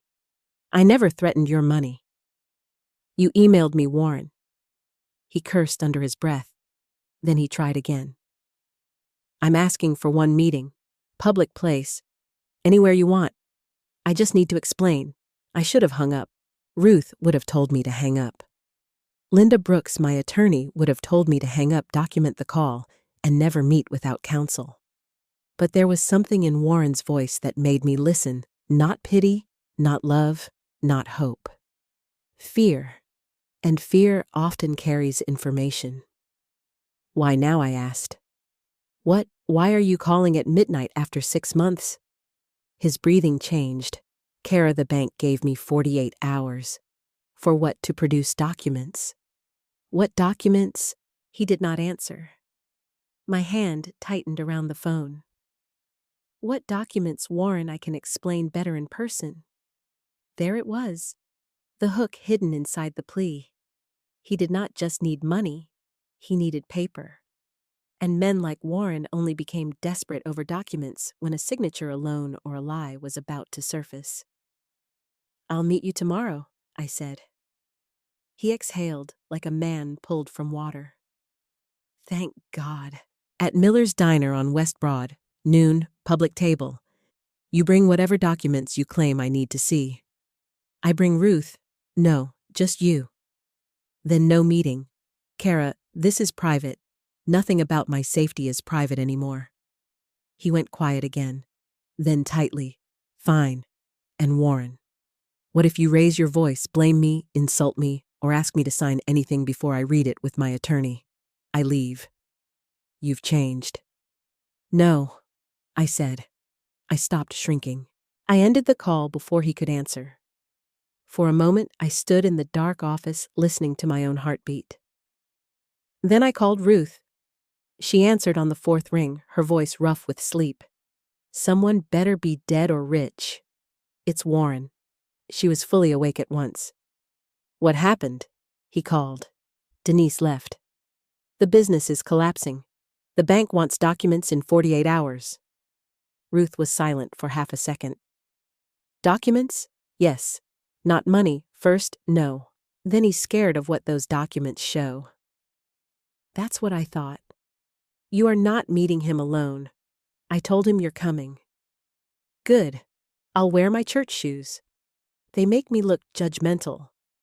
Despite everything, I smiled. After we hung up, I wrote down every detail of the call. Time, number, words, Denise, foreclosure, 48 hours, documents, meeting location. Then I emailed the notes to Linda Brooks. Her reply came at 6:03 a.m. Do not sign anything. Do not accept responsibility for any debt. Photograph documents if possible. Leave immediately if pressured. At 11:47, Ruth and I pulled into Miller's Diner. It was the kind of place Warren used to dismiss as where people go when they've given up. Red vinyl booths, chrome stools, waitresses who called everyone honey. Coffee strong enough to make your regrets sit up straight. Warren was already there. I saw him through the window before he saw me. For one second, I almost did not recognize him. His hair was uncombed. His shirt collar was wrinkled. There were deep shadows under his eyes. The man who once sat in his recliner like a king now looked like someone waiting for a verdict. Ruth looked at him, then at me. Remember, she said, you are not here to rescue him. You are here to listen for the lie. We walked in. Warren stood too quickly when he saw me. Kara. His eyes moved to Ruth. I thought this was between husband and wife. Ruth smiled. Then you should have behaved like a husband. Warren's jaw tightened. I sat across from him. Ruth sat beside me. A waitress came by. I ordered coffee. Warren ordered nothing. His hands were wrapped around a manila envelope. I looked at it. Is that what the bank wants? He pulled it closer to him. Before we get into that, I need you to understand something. No, I said. You called me at midnight. You said you needed help. Start with the envelope. His face flushed. Ruth leaned back, watching him like a judge. Warren opened the envelope and slid out several papers. Loan documents, business credit lines, a notice of default, and then one page that made the room tilt. My name was on it, Kara Ann Mills, listed as co-guarantor. My signature appeared at the bottom, but I had never signed it. For a moment, the diner noise disappeared. No clinking plates, no coffee cups, no voices, just that signature. My name, written by someone else's hand. I looked up at Warren. He would not meet my eyes. What I said slowly is this. He swallowed. It was during a difficult period. That is not an answer. The business needed backing. That is still not an answer. His voice dropped. I thought I could fix it before you ever had to know. Ruth whispered, Lord have mercy. I touched the paper with one finger. You forged my name. Warren's head snapped up. Don't use that word. What word would you prefer I did what I had to do? No, I said. You did what you thought you could get away with. His face changed then. The panic cracked and anger pushed through. You lived in that house. You benefited from that business. Don't sit there acting innocent. I stood. Ruth stood with me. Warren grabbed the papers. Kara, wait. No? You wanted help. Here it is, get a lawyer. His voice broke. If you don't help me, I could lose the company. I looked at him across that diner table. 6 months earlier, he had told me I would never survive alone. Now he was staring at me like I was the last door left unlocked. And the strangest part was he was right. I could help him, but not the way he wanted. Warren followed us out of the diner. Kara, wait. I kept walking. Ruth was beside me, her purse tucked under her arm, her face set like stone. The noon sun was too bright after the dim diner, and for a second I felt dizzy, not weak, not confused, just furious in a way my body did not know how to hold yet. Behind us, Warren's shoes scraped against the pavement. Kara, you can't just walk away from this. I stopped so suddenly he nearly bumped into me. Then I turned. Watch me. His face tightened. That document affects both of us? No, Warren? That document affects me because you put my name on it without my consent. I was protecting the business. You were protecting yourself. He looked around the parking lot, embarrassed that 2 people near a pickup truck had turned to watch. That was Warren. He could humiliate me in a living room, but he could not stand strangers seeing him lose control. He lowered his voice. Get in my truck. We can talk privately. Ruth stepped forward. She's not getting in anything with you. Warren glared at her. This is none of your business. Ruth smiled coldly. Men always say that when witnesses become inconvenient. I almost laughed, but my throat was too tight. Warren looked back at me, and for a moment his expression shifted. Not soft. Calculating. Kara. He said, think about Brandon. That name still had power over me. He knew it. If this gets ugly, Brandon gets dragged into it. Warren continued. Is that what you want? You want our son questioned? You want Melissa ashamed? You want the whole family knowing our private business? There it was again. Family as a leash. I stepped closer to him. You should have thought about Brandon before you forged my signature. His eyes flashed. I told you not to use that word. And I told you to get a lawyer. I turned to leave. This time, he said the thing that made me stop. If I go down, Kara, I won't go down alone. Ruth's hand touched my elbow. A warning. I looked back slowly. Is that a threat? Warren's mouth opened, then closed. He realized too late what he had said. No, he muttered. It's reality. No, I said. It's another thing I'm going to write down. His face changed. For the first time, Warren understood that his words no longer disappeared after he spoke them. They became evidence. Ruth drove us straight to attorney Linda Brooks's office. I had met Linda only twice before, but both times she had made me feel steadier. She was in her early 60s with sharp gray eyes, short dark hair, and a voice that never rushed. Her office was modest, not flashy. No glass walls, no dramatic skyline.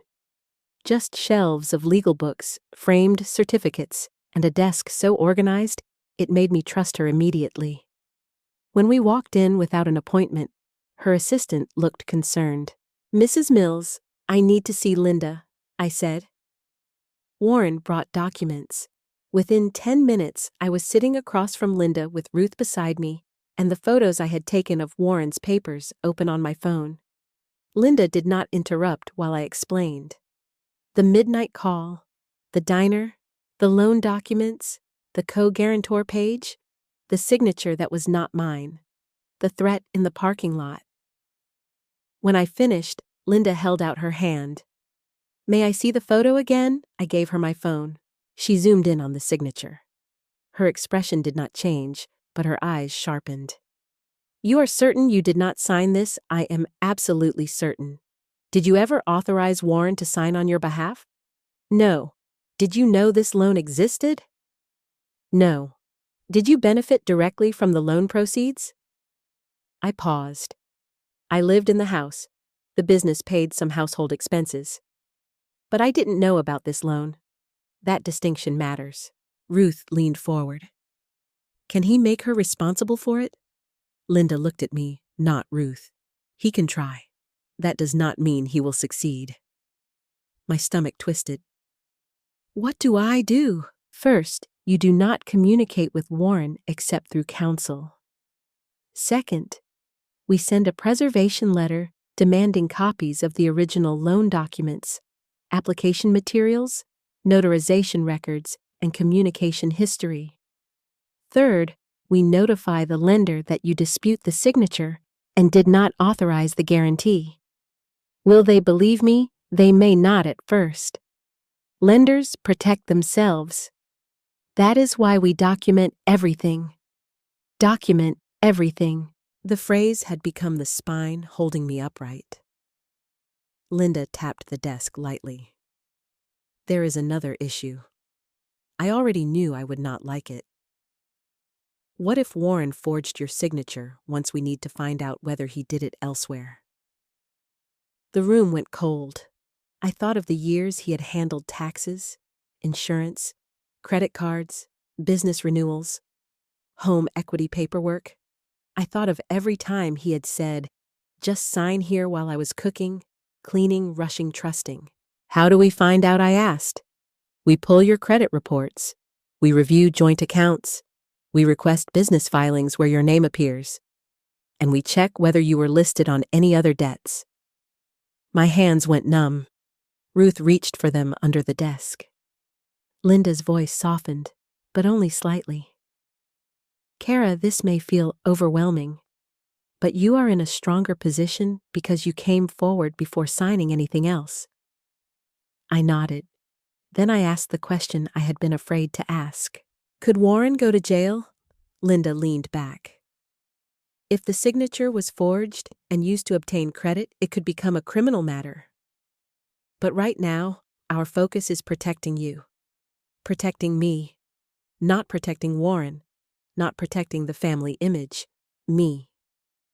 I left Linda's office with a list of tasks and a new kind of fear. Not the fear of being alone, the fear of discovering how long I had been used. That evening, Ruth came back to my house with takeout soup and a stack of folders. "You need a bigger filing cabinet," she said.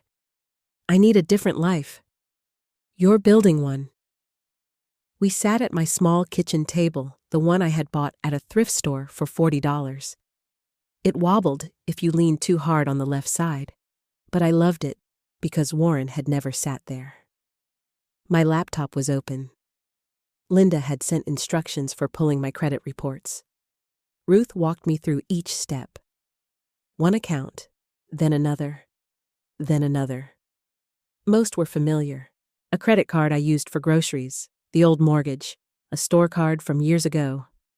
Then I saw it, a business line of credit, opened 3 years earlier, linked to Mills Home Solutions, status delinquent. My name appeared as authorized guarantor. I stared at the screen.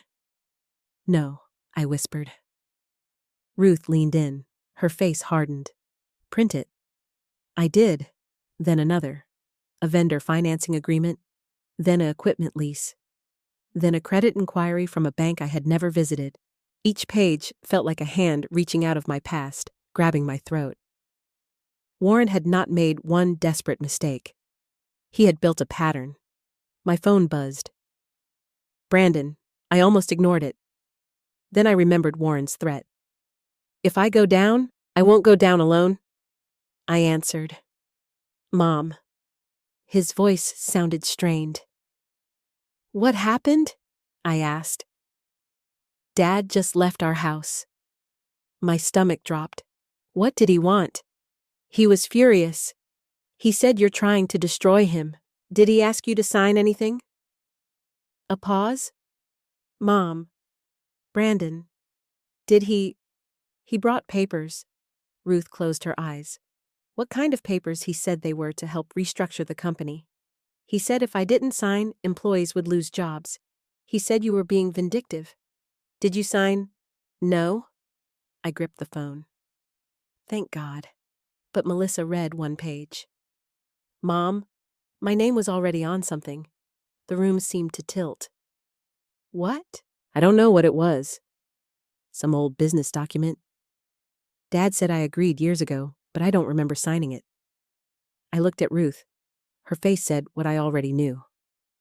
Warren had not only used me, he may have used our son too.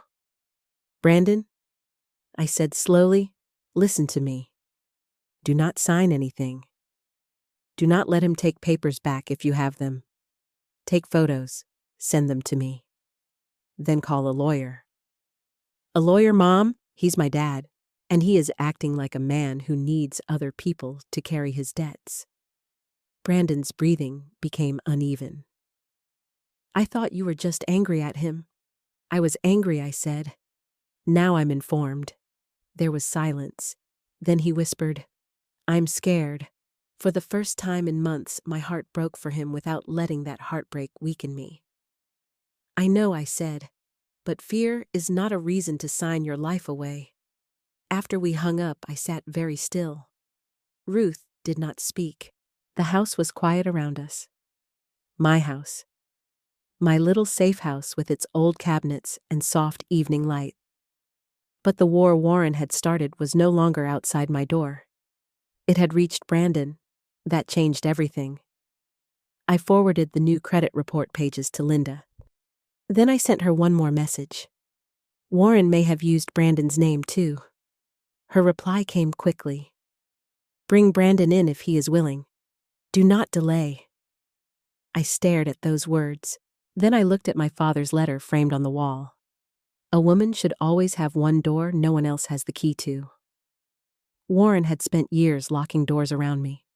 Now I was about to open every one of them. And this time, I would not be opening them alone. Brandon came to Linda Brooks's office 2 days later. He did not bring Melissa. That told me more than he meant it to.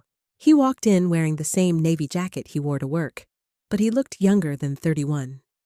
Pale, tired, like the little boy who used to stand in my bedroom doorway after Warren yelled too loudly downstairs. When he saw me in the waiting room, he stopped. Mom? Brandon. For a second, neither of us moved. Then he stepped forward and hugged me. Not a quick, polite hug. Not the stiff kind grown sons give mothers when they are embarrassed by emotion. He held on like something inside him had finally cracked. I'm sorry, he whispered. My eyes burned. I wanted to say, it's all right. That was the old instinct. Smooth it over. Make the child feel better. Swallow the wound. But it was not all right. So I said, I know. He pulled back, ashamed. Linda opened her office door before the silence could swallow us. "Come in." Inside, Brandon placed a folder on the desk. His hands shook as he opened it. "These are the papers Dad brought to my house." Linda put on her glasses. I sat beside Ruth. Brandon sat alone in the chair across from Linda, and that hurt to see. But maybe he needed to sit there. Not as my little boy. Not as Warren's son. As a man responsible for knowing what his name was attached to. Linda read quietly for several minutes. No one spoke. Then she looked up. "Brandon, did you sign this document?" He leaned forward. "I don't think so. That is not enough. Look carefully." She turned the page toward him. His name was printed at the top. Brandon James Mills. At the bottom was a signature. He stared at it. His face changed. "That's not mine." Linda's voice remained calm. "You're certain my B doesn't look like that? And I never write my middle initial like this." I closed my eyes. Warren had done it again. Brandon's voice rose. "Why would he put my name on a business credit extension?" Linda did not answer immediately. Then she said, "Because lenders like guarantees, especially when a business is already showing risk." Brandon pushed back from the desk. No, he wouldn't." Then he stopped. Because the papers were in front of him. Because denial looks different when ink is staring back. Linda folded her hands.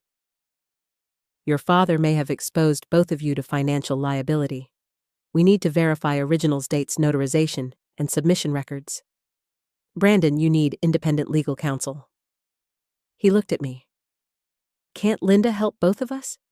Linda answered before I could. "I can advise your mother. But if your interests differ, you need your own attorney. Especially if your father claims either of you authorized him." Brandon's face went white. "He'd blame me." Ruth spoke softly. "A drowning man grabs whatever is closest." Brandon looked down. For the first time, I saw him not as the son who failed to defend me, but as another person Warren had trained to stay quiet. That did not erase the hurt, but it changed its shape. Linda gave Brandon referrals. She made copies. She told him not to speak to Warren about documents, not to sign anything, not to meet him alone, and not to let guilt become a pen in his hand. That line stayed with me. Do not let guilt become a pen. When the meeting ended, Brandon and I walked out together. Ruth stayed behind to ask Linda a question, though I suspected she was giving us privacy. In the hallway, Brandon leaned against the wall. "I didn't know, Mom. I believe you." His eyes filled. But I knew something was wrong. That was the truth we both had to face. He wiped his face quickly, angry at himself for crying. "That night, when Dad made you leave?" I should have stopped him. "Yes," I said. He flinched. I hated hurting him. But I would not lie to protect him from the truth anymore. "You should have," I continued. "You were my son. You were a grown man. And I needed one person in that room to say what was happening was wrong." He nodded, tears spilling now. "I was scared of him." "I know." "I hate that I was scared of my own father." "So was I." He looked at me then. Really looked. Maybe for the first time, Brandon understood that I had not been weak all those years. I had been surviving the same man he feared. "I'm sorry," he said again. This time, I touched his arm. "Then don't just be sorry. Be honest?" He nodded. "With yourself. With Melissa. With your lawyer. With me. I will." I wanted to believe him. I wanted it so badly, it frightened me. Because love can make a mother hand someone the same knife twice and call it hope. So I said, "We rebuild slowly." He swallowed. "Okay." That evening, I went home exhausted. My little house was quiet when I stepped inside. No Warren in the recliner. No television blaring. No footsteps meant to intimidate me. Just the soft hum of the refrigerator and the stack of folders waiting on my kitchen table. I made tea and sat down. Then I opened the email from Linda. She had already sent formal notices to the lender disputing my signature. She had requested copies of the original document's identity verification records and communications involving Warren Mills. She had also advised that if Warren attempted to pressure me again, we could seek a protective communication order. Protective. Another word I was learning late in life. At 8:11 p.m., Warren emailed. Subject you crossed a line. Kara, bringing Brandon into this was cruel. Whatever issues you and I have, turning my son against me, is unforgivable. You are letting outsiders poison you. I built that business for this family. If mistakes were made, they were made under pressure, not malice. You need to stop before there is nothing left to save. Warren. I read it once. Then I read the sentence again. If mistakes were made, not if I made mistakes. Not if I hurt you. Passive words, coward words. I forwarded it to Linda. Then, for the first time, I replied with only one sentence. Warren, all future communication goes through my attorney. He answered in less than a minute. You'll regret this. I stared at those 3 words, then I printed them. The next morning, Linda called. Kara, the lender, responded faster than expected. My stomach tightened. Is that good? It is interesting. What does that mean? They located the file. The guarantee with your signature was submitted electronically, but the identity verification appears to have been completed from an email address connected to Warren's business. I sat down. Not my email. No. So how did they accept it? That is one of the questions we will be asking. I heard papers moving on her end. There is more. The lender's internal notes show that Warren represented himself as having authorization to manage financial matters for both spouses. My hand tightened around the phone. He told them he could speak for me. Yes, of course he did. Warren had spent 32 years speaking over me at dinner tables, in banks, with contractors, with family. Why would fraud feel different to a man who already believed my voice belonged to him? Linda continued. We are requesting the IP logs and document history. If those records show what I suspect, your position becomes stronger, and Brandon. His attorney will need to make similar requests. After we hung up, I sat in my kitchen staring at the morning light on the table. 6 months earlier, I would not have understood half of what Linda said. Electronic verification, IP logs, liability dispute, preservation letters. Now, I wrote each term down, not because I was suddenly fearless, because I had learned that knowledge is what fear becomes when you refuse to look away. Later that afternoon, Ruth came by with a label maker. You bought a label maker, I asked. For your war room. My what? She pointed at the folders covering my table. Kara, this is no longer a kitchen. This is headquarters. I laughed, but she was not entirely joking. We labeled everything: Warren emails, loan dispute, Brandon documents, father's account, attorney notes, house papers. By the time we finished, the table looked less like chaos and more like strategy. Then Ruth grew quiet. What I asked. She hesitated.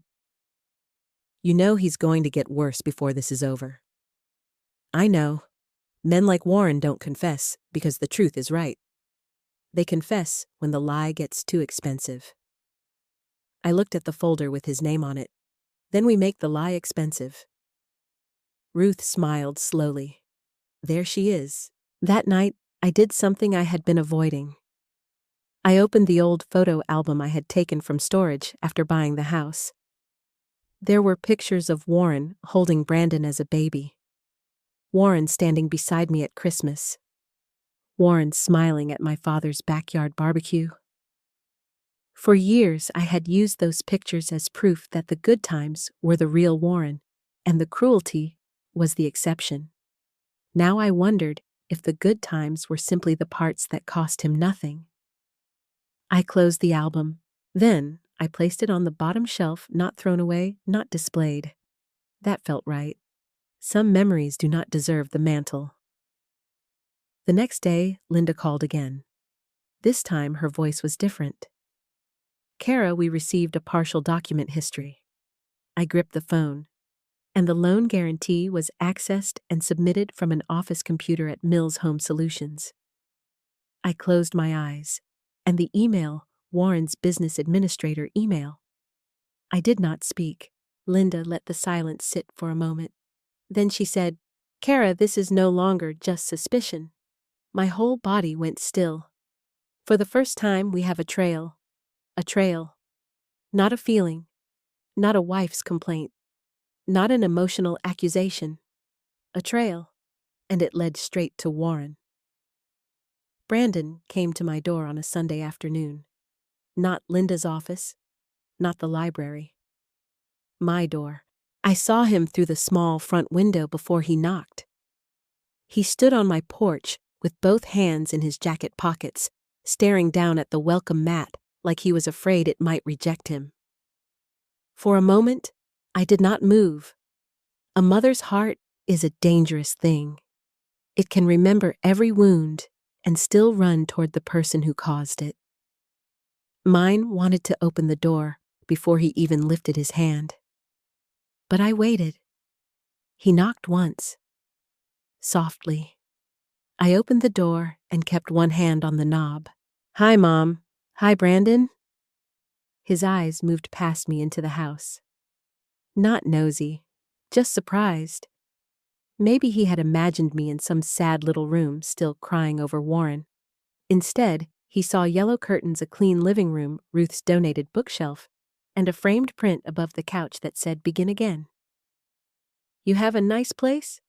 he said. "Thank you." He swallowed. "Can I come in?" I stepped aside. He walked in slowly, like the house belonged to someone he did not know yet. In a way, it did. This house belonged to the version of me he had never met, the one who paid her own bills, locked her own doors, and did not ask Warren what she was allowed to feel.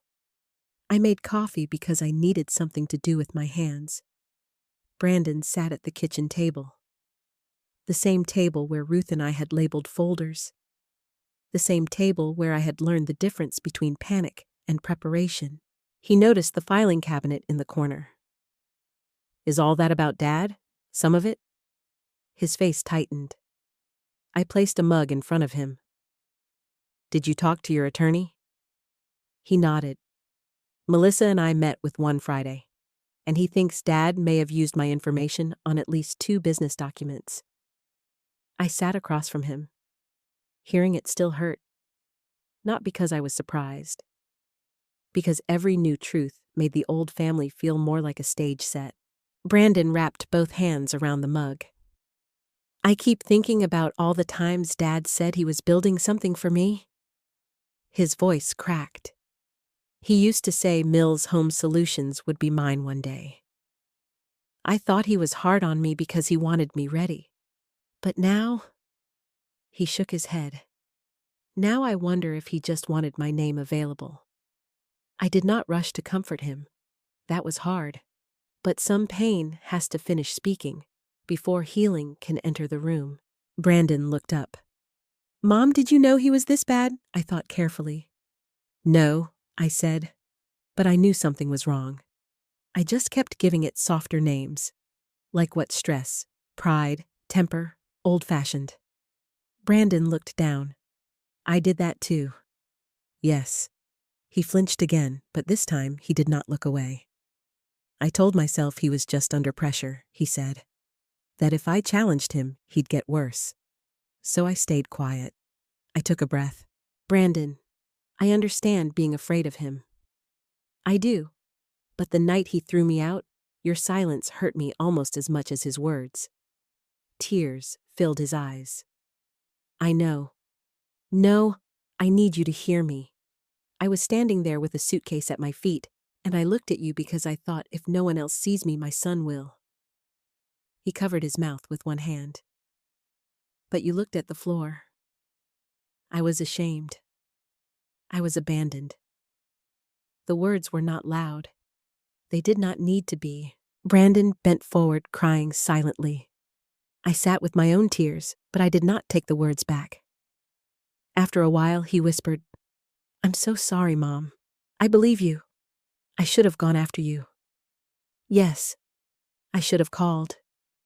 Yes, I should have told Melissa that what Dad did was wrong. Yes." He nodded through tears. I will spend the rest of my life regretting that night. I reached across the table then and touched his hand. Regret is only useful if it teaches you how to stand up next time. He looked at me. There will be a next time with Warren, yes. That sobered him. I told Brandon about the document trail Linda had found, the business computer, Warren's administrator email, the disputed guarantee, the possibility of more forged or unauthorized documents. Brandon listened without interrupting. Then he said, "Melissa wants to apologize." I leaned back. That name still carried a sting. For what exactly? For believing Dad? For saying you were making things difficult? For telling me not to get involved? And does she understand that staying neutral helped him? He nodded slowly. She's starting to. Starting to is not the same as understanding. I know. The old Kara would have said, "Bring her over, sweetheart. It's fine." The new Kara said, "When Melissa is ready to apologize without explaining herself first, I'll listen." Brandon looked surprised. Then he nodded. That's fair. A small silence settled between us. Not comfortable, but honest. Then Brandon pulled an envelope from inside his jacket. I brought copies. He placed them on the table. My attorney told me to keep originals, but these are copies of the papers Dad brought, and screenshots of texts he sent me. I opened the envelope. The first text made my stomach tighten. Your mother is being manipulated. Don't let her ruin what I built. The second, if you love this family, you'll sign before the bank closes the file. The third, your mother has money now. She could fix this, but she wants to punish me. I looked up. Brandon's jaw was tight. He made it sound like saving him was my responsibility. That is what he does, I said. He creates the damage, then hands someone else the bill. Brandon gave a bitter laugh. That should be written on his business card. For the first time, we both smiled. It was small, but it was real. Then his phone rang. The screen lit up on the table. Dad. Brandon froze. I looked at him. You don't have to answer. He stared at the phone like it was a test. Then he picked it up, pressed decline, and turned it face down. My throat tightened. It was not a grand speech. It was not a dramatic confrontation. But sometimes courage is just not answering the person who trained you to jump. A minute later, a text came through. Answer me. Then another. I know you're with her. Then another. Do not let your mother poison you against me. Brandon's face went pale. He knows I'm here. I stood and checked the front window. No truck, no Warren. Still, my skin prickled. Did you tell him you were coming? No. Did Melissa? I don't think so. We looked at each other. Then Brandon whispered, he may have followed me. The air in the kitchen changed. I locked the front door, then the back. Brandon stood, anger replacing fear. If he comes here, you will not fight him on my porch, I said. Mom, no. We document. We call Linda. If he trespasses, we call police. The words felt strange in my mouth. Police. About Warren. About my husband. But he had made this world, not me. I called Linda's emergency line and left a message. Then I called Ruth. She answered immediately. "What happened? Brandon is here. Warren may know. I'm on my way." "Ruth," I said, "I'm on my way." 20 minutes later, Ruth arrived with her church purse and the expression of a woman prepared to rebuke the devil personally. No Warren appeared, but his texts kept coming to Brandon. "You owe me. After everything I did for you." She walked out on us, not the other way around. That last one made Brandon stand up so fast the chair scraped the floor. "She walked out," he said, staring at the screen. "He threw you out." "Yes." "He knows he threw you out." "Yes." Brandon's hands shook. For the first time, I watched my son become angry, not because Warren was losing, but because Warren had lied. That mattered. Ruth looked at Brandon. "Now you understand. A lie repeated loudly can become a family history if nobody challenges it." Brandon nodded. Then he did something I did not expect. He typed back. "Dad, stop lying. I was there. You made Mom leave. Do not contact me about signing anything again. Speak to my attorney." He hit send before fear could change his mind. The room went silent. Then his phone rang again. He declined it. Again. He declined it. Then Warren sent one final message. "You'll regret choosing her." Brandon stared at it. Then he looked at me. "I'm not choosing sides," he said. "I'm choosing the truth." I felt something inside me loosen. Not forgiveness yet. Not full healing. But the first thread of it. That evening, Brandon stayed for dinner. Nothing fancy. Tomato soup, grilled cheese, and sliced apples, because that was what I had. Ruth stayed too, claiming she needed to supervise the emotional weather. For the first time in my new house, my son sat at my table. Not Warren's table. Mine. Before he left, Brandon stood in the doorway and looked back at me. "Mom." "Yes, I know I don't deserve it yet, but can I come again?" My heart hurt, but this time it hurt in a living way. "Yes," I said, "but we rebuild with truth, not pretending." He nodded. "No more pretending." After he drove away, Ruth and I stood by the window until his taillights disappeared. "You did well," she said. I wanted to hug him and tell him everything was forgiven. I know. Why didn't I? Because love without boundaries is how women like us end up back in cages. I looked around my little house, my locked doors, my folders, my father's letter, my own table, and for the first time I understood that healing did not always feel soft. Sometimes it felt like telling your own child the truth and trusting love to survive it. The legal mediation was scheduled for a Tuesday morning. Linda told me not to call it a showdown. "This is a formal meeting," she said. "Not a battlefield."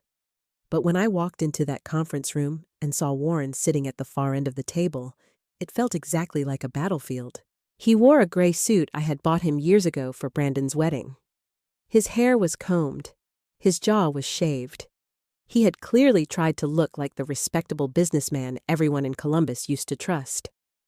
But his eyes gave him away. They were tired, angry, cornered. Beside him sat his attorney, a thin man named Mr. Keller, who kept arranging his pen and legal pad as if neat stationery could make Warren innocent. Linda sat beside me. Ruth was not allowed in the room, but she was in the waiting area with a thermos of coffee and what she called righteous backup energy. Brandon came with his own attorney and sat on the opposite side of the table. That alone changed the air. Warren looked at him once. Brandon did not look away. For the first time in my life, I saw Warren realize his son was no longer standing behind him. The mediator. A calm woman named Ms. Alvarez began by explaining the purpose of the meeting. "We were there to address disputed financial documents alleged unauthorized signatures, lender claims, and possible settlement terms. Warren leaned back, trying to look offended. I want it noted, he said, that I never intended harm to anyone in my family. Linda did not blink. Intent does not erase unauthorized signatures. Mr. Keller raised a hand. We are not admitting unauthorized signatures. Brandon's attorney slid a document forward. Then we'll begin with the signature comparison. Warren's mouth tightened.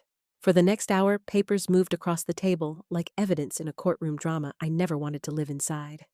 Loan guarantees, business credit extensions, email logs, IP records, electronic submission histories, documents accessed from Mills Home Solutions, documents submitted through Warren's administrator email. My name, Brandon's name, again and again. Each page was another door opening into a room Warren had kept locked. Warren tried to explain everything as pressure. The business was struggling. Vendors were threatening lawsuits. I was trying to keep employees paid. I believed I had family support. Linda finally looked up. Believing your family would support you is not the same as obtaining their consent. Warren's face reddened.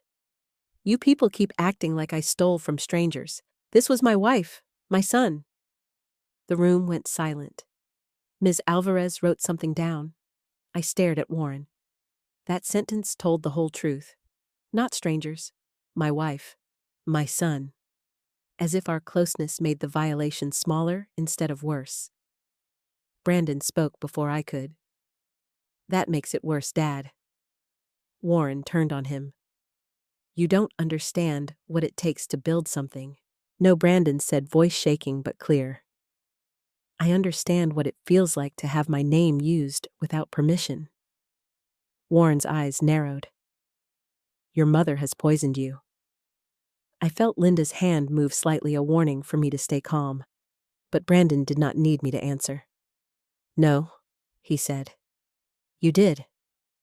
For the first time, Warren had no immediate response. Then the conference room door opened. Everyone turned. A woman stood in the doorway wearing a red coat, large sunglasses pushed up on her head, and the expression of someone who had not come to be polite. Denise Harper. Warren shot to his feet. What are you doing here? Miss Alvarez frowned. This is a private mediation. Denise looked at Warren, then at the mediator. I was asked to provide documents. Linda's eyes flicked toward me.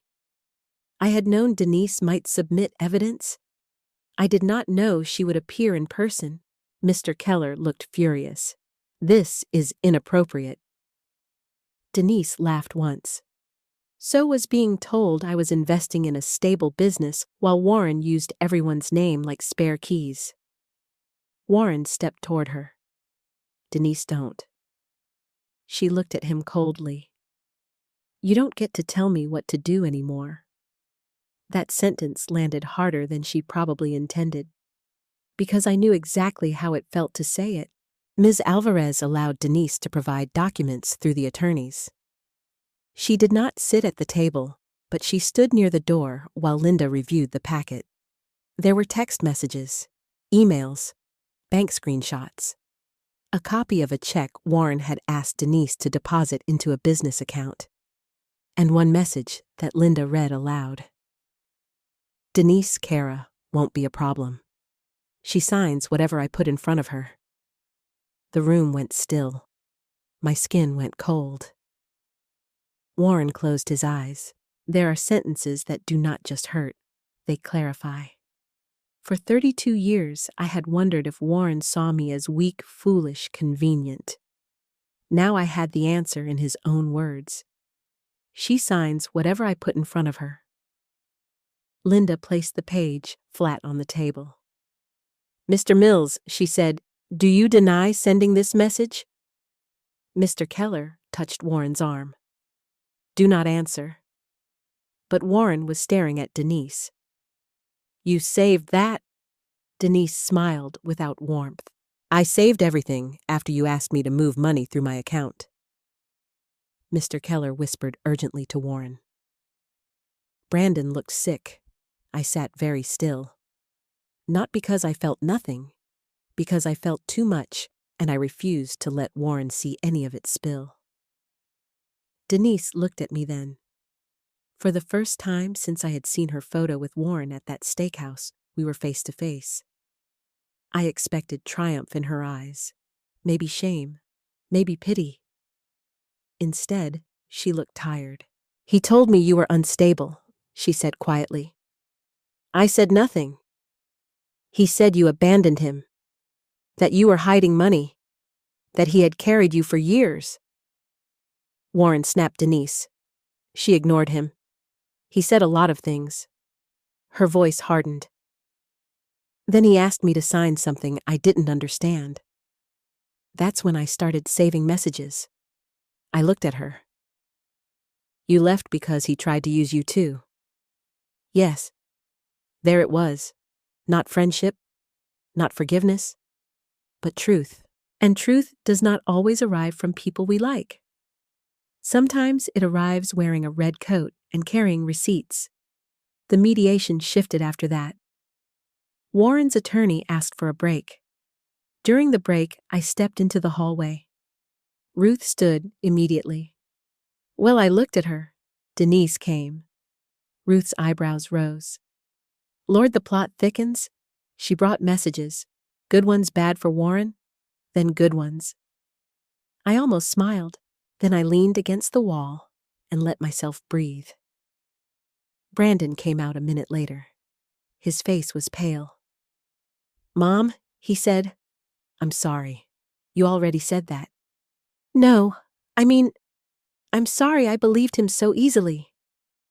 I looked through the glass wall at Warren, who was now arguing with his attorney in a low, furious voice. "We all believed him too easily," I said. Brandon shook his head. "Not Grandpa." That stopped me. He was right. My father had seen Warren clearly, and for years I had carried his warning in a box I never opened. When we returned to the room, Warren looked smaller. Not sorry. Smaller. There is a difference. Ms. Alvarez asked whether Warren was prepared to discuss responsibility for the disputed debts and removal of my name and Brandon's from all obligations. Warren's attorney began speaking carefully about cooperation review and avoiding escalation. Then Warren interrupted. "This is ridiculous." Mr. Keller closed his eyes. Warren pointed at me. "She has money. More than enough. Her father left her money she hid from me. She could fix this today if she wanted." There it was. The real reason he had come. Not remorse. Not repair. Access. Linda's voice cut through the room. "Mrs. Mills's separate inheritance is not available to resolve debts created through alleged unauthorized signatures." Warren slammed his hand on the table. "She was my wife." Miss Alvarez's voice sharpened. "Mr. Mills," but I was already standing. For a second, everyone looked at me. I had spent most of my marriage sitting down when Warren got loud. "Not anymore." "Yes," I said. "I was your wife." My voice was calm. "That meant you should have protected my name, not used it. It meant you should have told me the truth, not forged my trust. It meant when you were scared, you should have come to me as a partner, not treated me like a signature you owned." Warren stared at me. I continued. "You told me I would never survive alone. But you were the one who couldn't survive without using other people." No one spoke. Even Linda looked at me differently. Warren's face twisted. For a moment, I thought he might apologize. Instead, he whispered, "You think you're better than me now?" I shook my head. "No. I think I finally know I'm not beneath you." That was the moment the room changed. Not legally, not officially, but emotionally. The power Warren had carried for decades cracked in front of everyone. By the end of the mediation, no final settlement was reached. Warren refused to admit wrongdoing. His attorney requested more time. Linda expected that. But something important did happen. The lender agreed to pause collection efforts against me while the signature dispute was investigated. Brandon's attorney filed a similar dispute. Denise's documents were entered into the record. Warren was instructed not to contact me or Brandon directly about the debts. When we left, Warren stood in the hallway alone. For once, no one rushed to comfort him. No wife, no son, no Denise, no audience. Just a man surrounded by the consequences he had created. As I walked past him, he said my name, Kara. I stopped, but I did not turn fully. His voice was low. You're enjoying this. I looked at him then. No, Warren. I survived you. Don't confuse that with enjoyment. Then I walked out. Ruth was waiting by the elevator. She handed me my coat. How do you feel? She asked. I thought about it. Not happy, not healed, not finished, but clear. I feel like the truth finally entered the room, I said. Ruth pressed the elevator button. And did it behave itself? I looked back once at the conference room doors. No, I said. It knocked things over. Warren disappeared for 9 days after the mediation. No emails, no calls, no messages through Brandon. At first, the silence felt like relief. Then it began to feel like weather before a storm. Ruth noticed it too. He's not done, she said one afternoon while helping me arrange client folders in my little back office. I know. Men like Warren don't go quiet because they've accepted defeat. They go quiet because they're choosing a new door to kick. I wanted to believe she was wrong. She wasn't. On the 10th day, Linda called me. Kara, Warren's attorney, contacted me. My stomach tightened. What does he want? A settlement meeting. We already had mediation. This is different. Warren says he is prepared to discuss admission debt responsibility and removing your name and Brandon's from disputed obligations. I sat down slowly. That sounds too reasonable. It may be, or it may be desperation. What changed? Linda paused. The lender received Denise's documents. They also received the electronic submission history. Warren's attorney knows this could escalate beyond civil liability. Beyond civil liability. I understood what she meant. Criminal. The word hung in the air, even though she did not say it. Does he want money? I asked. Yes, of course. Linda continued. He is asking whether you would consider contributing funds to prevent the business property from foreclosure while he restructures. I laughed once. It came out cold.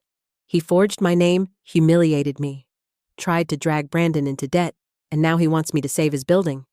I told his attorney not to expect that. Good, but Kara, I need you to think carefully. Not about saving Warren. About what outcome gives you the cleanest freedom. That sentence stayed with me after we hung up. Cleanest freedom. For months, I had imagined freedom as a door slamming shut. But Linda was right. Sometimes freedom was paperwork. Terms. Signatures reviewed by someone who actually protected you. A settlement that removed your name from poison before it spread. The meeting was scheduled at Linda's office. This time, Ruth waited in the lobby again. Brandon came with his attorney. Warren arrived last. He looked worse than he had at mediation. His suit hung loose. His eyes were bloodshot. His confidence had thinned into something brittle. When he saw Brandon, his face tightened. When he saw me, something flickered across his expression. Not love, not regret. Need. We sat around Linda's conference table. Warren's attorney began speaking first, carefully outlining possible terms. Warren would cooperate with the lender's investigation. He would sign sworn statements that neither I nor Brandon knowingly authorized the disputed guarantees. He would accept responsibility for the business debts tied to Mills Home Solutions. He would cease all direct contact about financial matters. In exchange, he wanted two things: time and money. Not from Brandon, from me. His attorney phrased it politely. A short-term private loan from Mrs. Mills could allow Mr. Mills to prevent immediate foreclosure, preserve remaining business assets, and avoid further harm to all parties. I stared at the man. A private loan, I repeated. Warren leaned forward. Kara, please. That word sounded strange in his mouth. Please. He had used commands for so long that humility did not fit him naturally. I am not giving you money, I said. His jaw tightened, but he held himself back. I'm not asking for a gift. You are asking me to fund the consequences of your fraud. His attorney shifted uncomfortably. Warren's voice cracked. If the company collapses, people lose jobs. Linda spoke before I could. The company's collapse is not Mrs. Mills's responsibility. Warren looked at me. For once, he did not perform for the room. Kara, I'm begging you. There it was. 6 months after telling me I would never survive alone, Warren Mills sat across from me and begged. I thought it would feel satisfying. It didn't. It felt heavy. Because the man begging me was still the man who had broken me. And some small, old part of me still remembered making his coffee, ironing that gray suit, praying his temper would pass. But memory is not a contract. I folded my hands on the table. You want my help? Yes? Then listen carefully. He nodded too quickly. I will not give you money. I will not sign anything for you. I will not protect your reputation at the cost of my safety. I will not ask Brandon to soften the truth to make you feel less exposed. His face fell. But I continued, I will agree to one thing. If you fully cooperate, if you sign sworn statements clearing my name and Brandon's, if you provide every document Linda requests, and if you stop contacting us directly, I will not push for more than what is necessary to protect myself. Warren stared at me. What does that mean? It means I am not here to destroy you. His eyes searched my face, suspicious even of mercy. I don't believe you. That is because you confuse restraint with weakness. Brandon looked down at the table, but I saw his mouth tighten like he was holding back emotion. Warren swallowed. And if I don't agree? Linda answered. Then we proceed with disputes referrals and any remedies available. Warren's attorney leaned toward him and whispered. For several minutes, the room was quiet. Then Warren looked at Brandon. Son. Brandon lifted one hand. No, don't. Warren froze. Brandon's voice shook, but he kept going. Don't call me son only when you need me to feel guilty. Warren looked wounded. Maybe he was, but wounded men can still be dangerous when they refuse to see who held the knife. I did everything for this family, Warren said. No, Brandon replied. You use that sentence to get away with everything. The room went still. Warren looked at me then, as if expecting me to stop Brandon. I did not. That was another kind of freedom.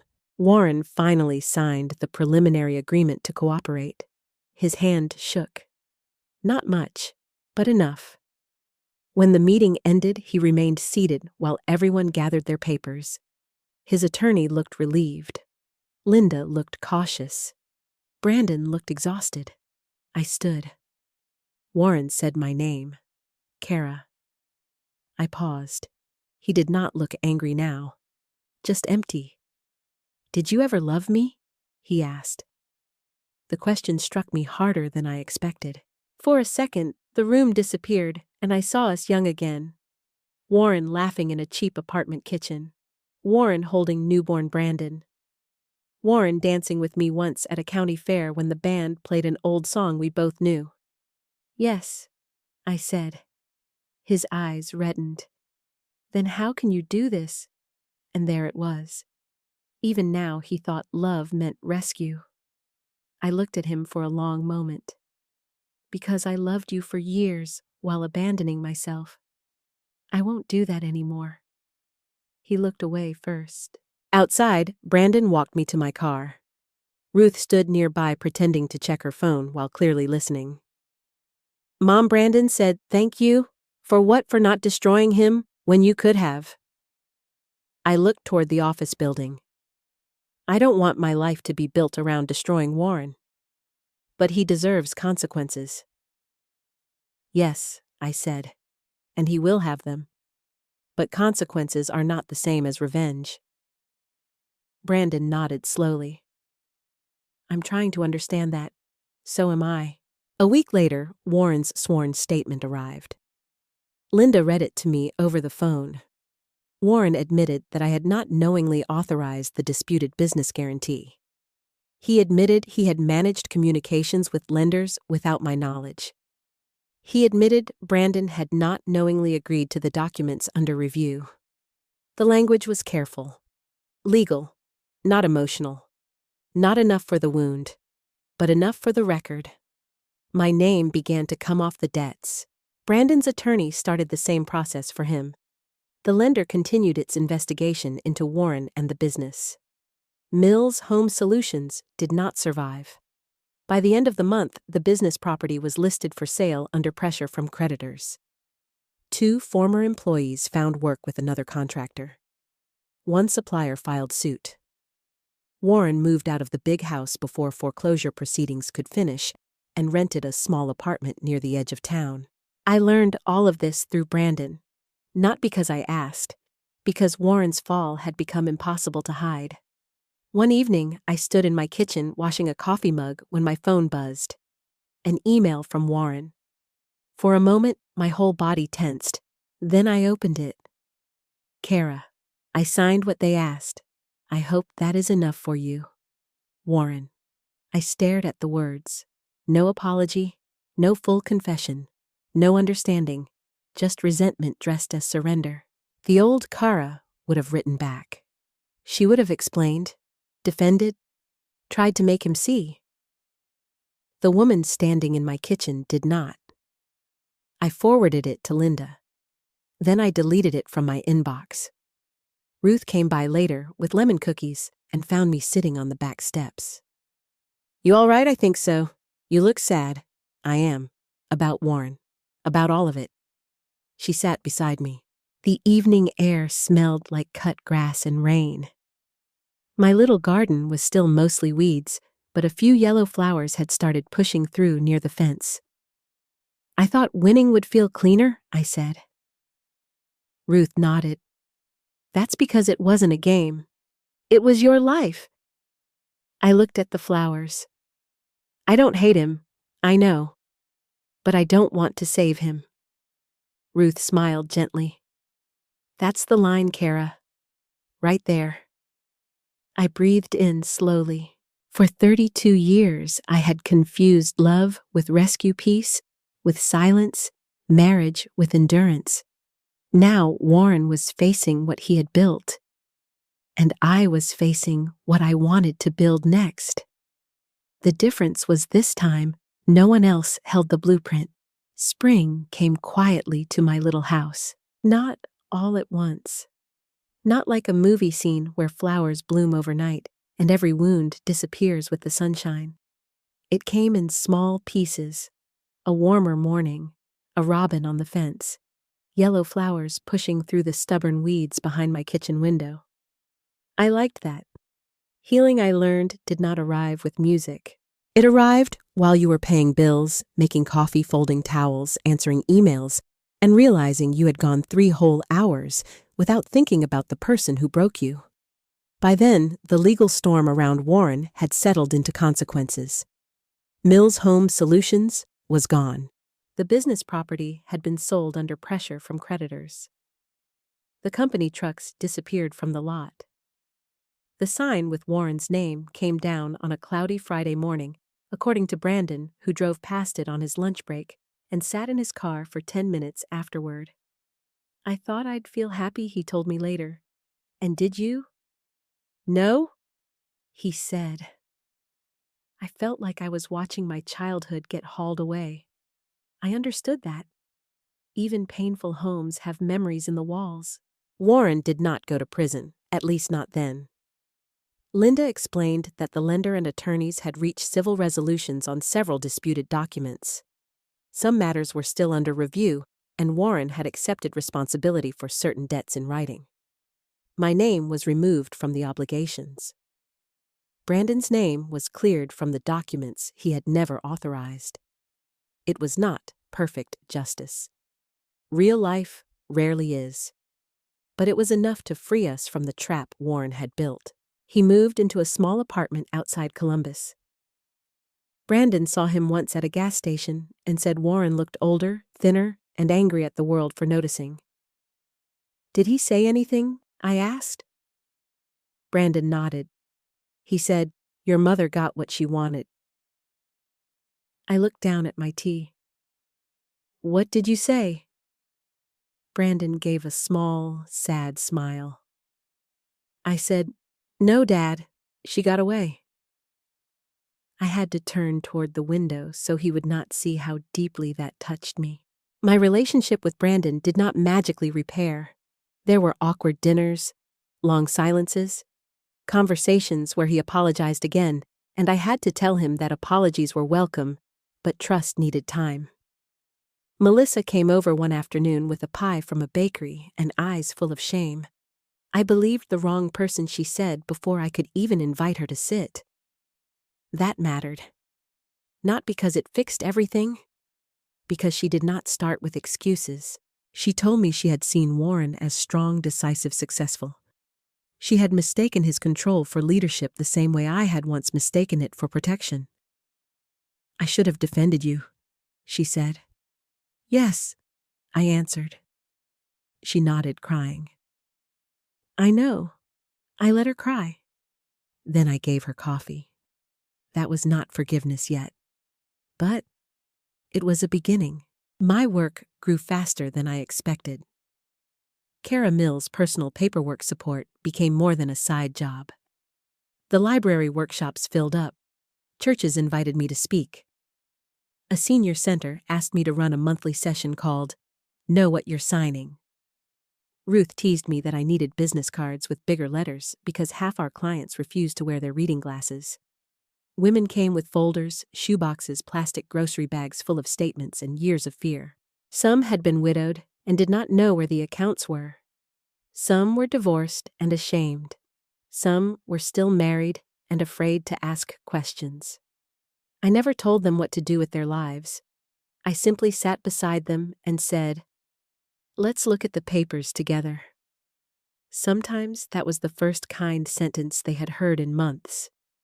One Saturday morning after a workshop, Helen Porter hugged me and whispered, "You turned your pain into a lantern."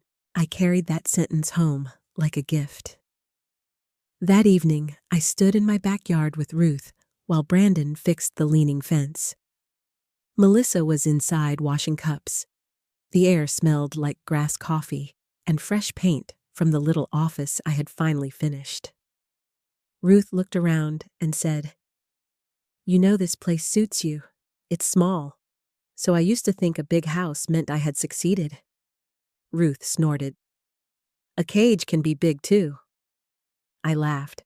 Then I looked through the kitchen window at Melissa drying dishes, at Brandon tightening screws in the fence, at the folders stacked neatly on my office desk. For the first time in a long time, my life did not feel like something I was waiting for someone else to approve.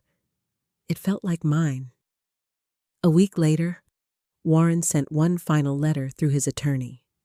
Not an email, not a text, a letter. Linda forwarded me a copy. "Kara, I know you probably won't believe anything I say now. Maybe I don't deserve that. But I want you to know, I understand that I went too far. I was under pressure, and I made choices I cannot undo. I lost the business. I lost the house. I lost Brandon's trust. I suppose I lost you long before I admitted it. I don't know how to be the man you needed. Warren. I read it 3 times. There was still too much excuse in it. Too much self-pity. Too little ownership. But there was one sentence that felt almost true. I lost you long before I admitted it. Yes, he had lost me in small ways for years. Every time he mocked my questions. Every time he made me feel foolish for needing information. Every time he called control responsibility. Every time he confused my silence with agreement. The night he threw me out was not the moment he lost me. It was the moment I finally saw that I was already gone. I did not reply. Some doors do not need to be slammed. Some simply stay closed.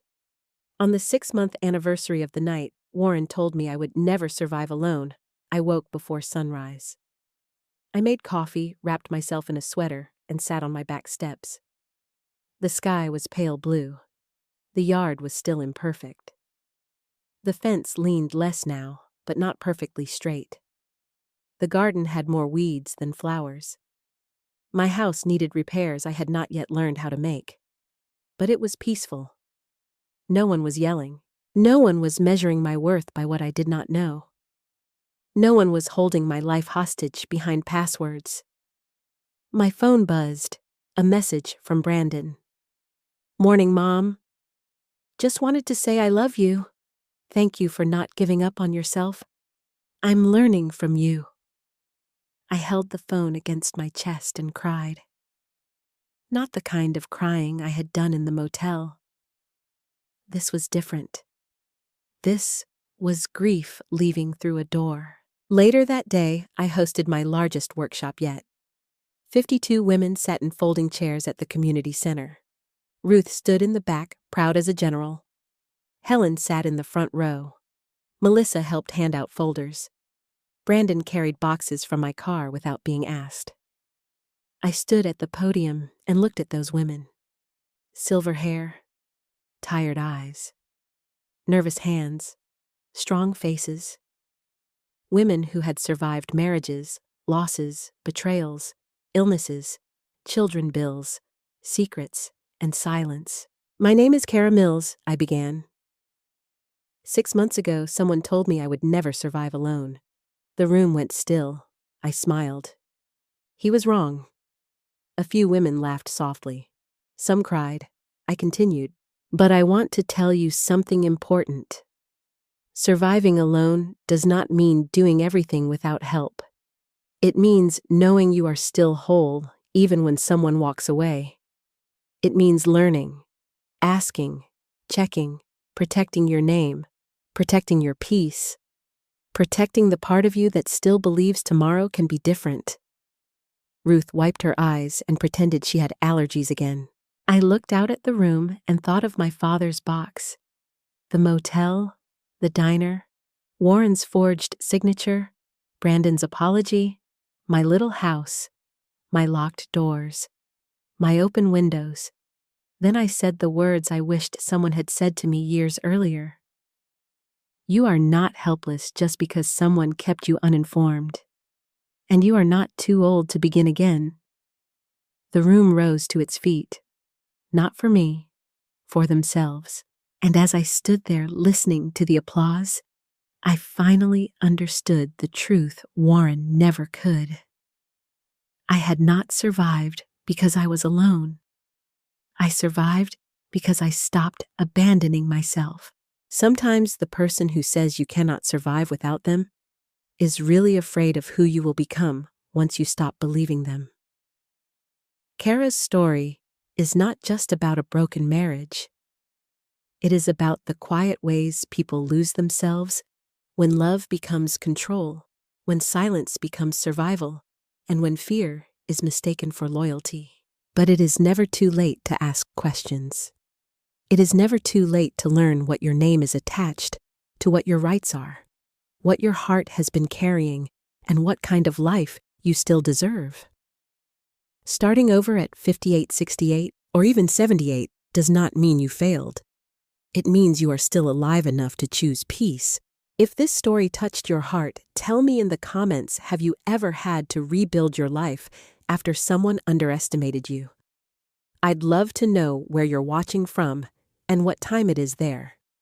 If you believe stories like this can help someone feel less alone, please like this video, subscribe, and stay with us for more emotional stories of truth, courage, and second chances.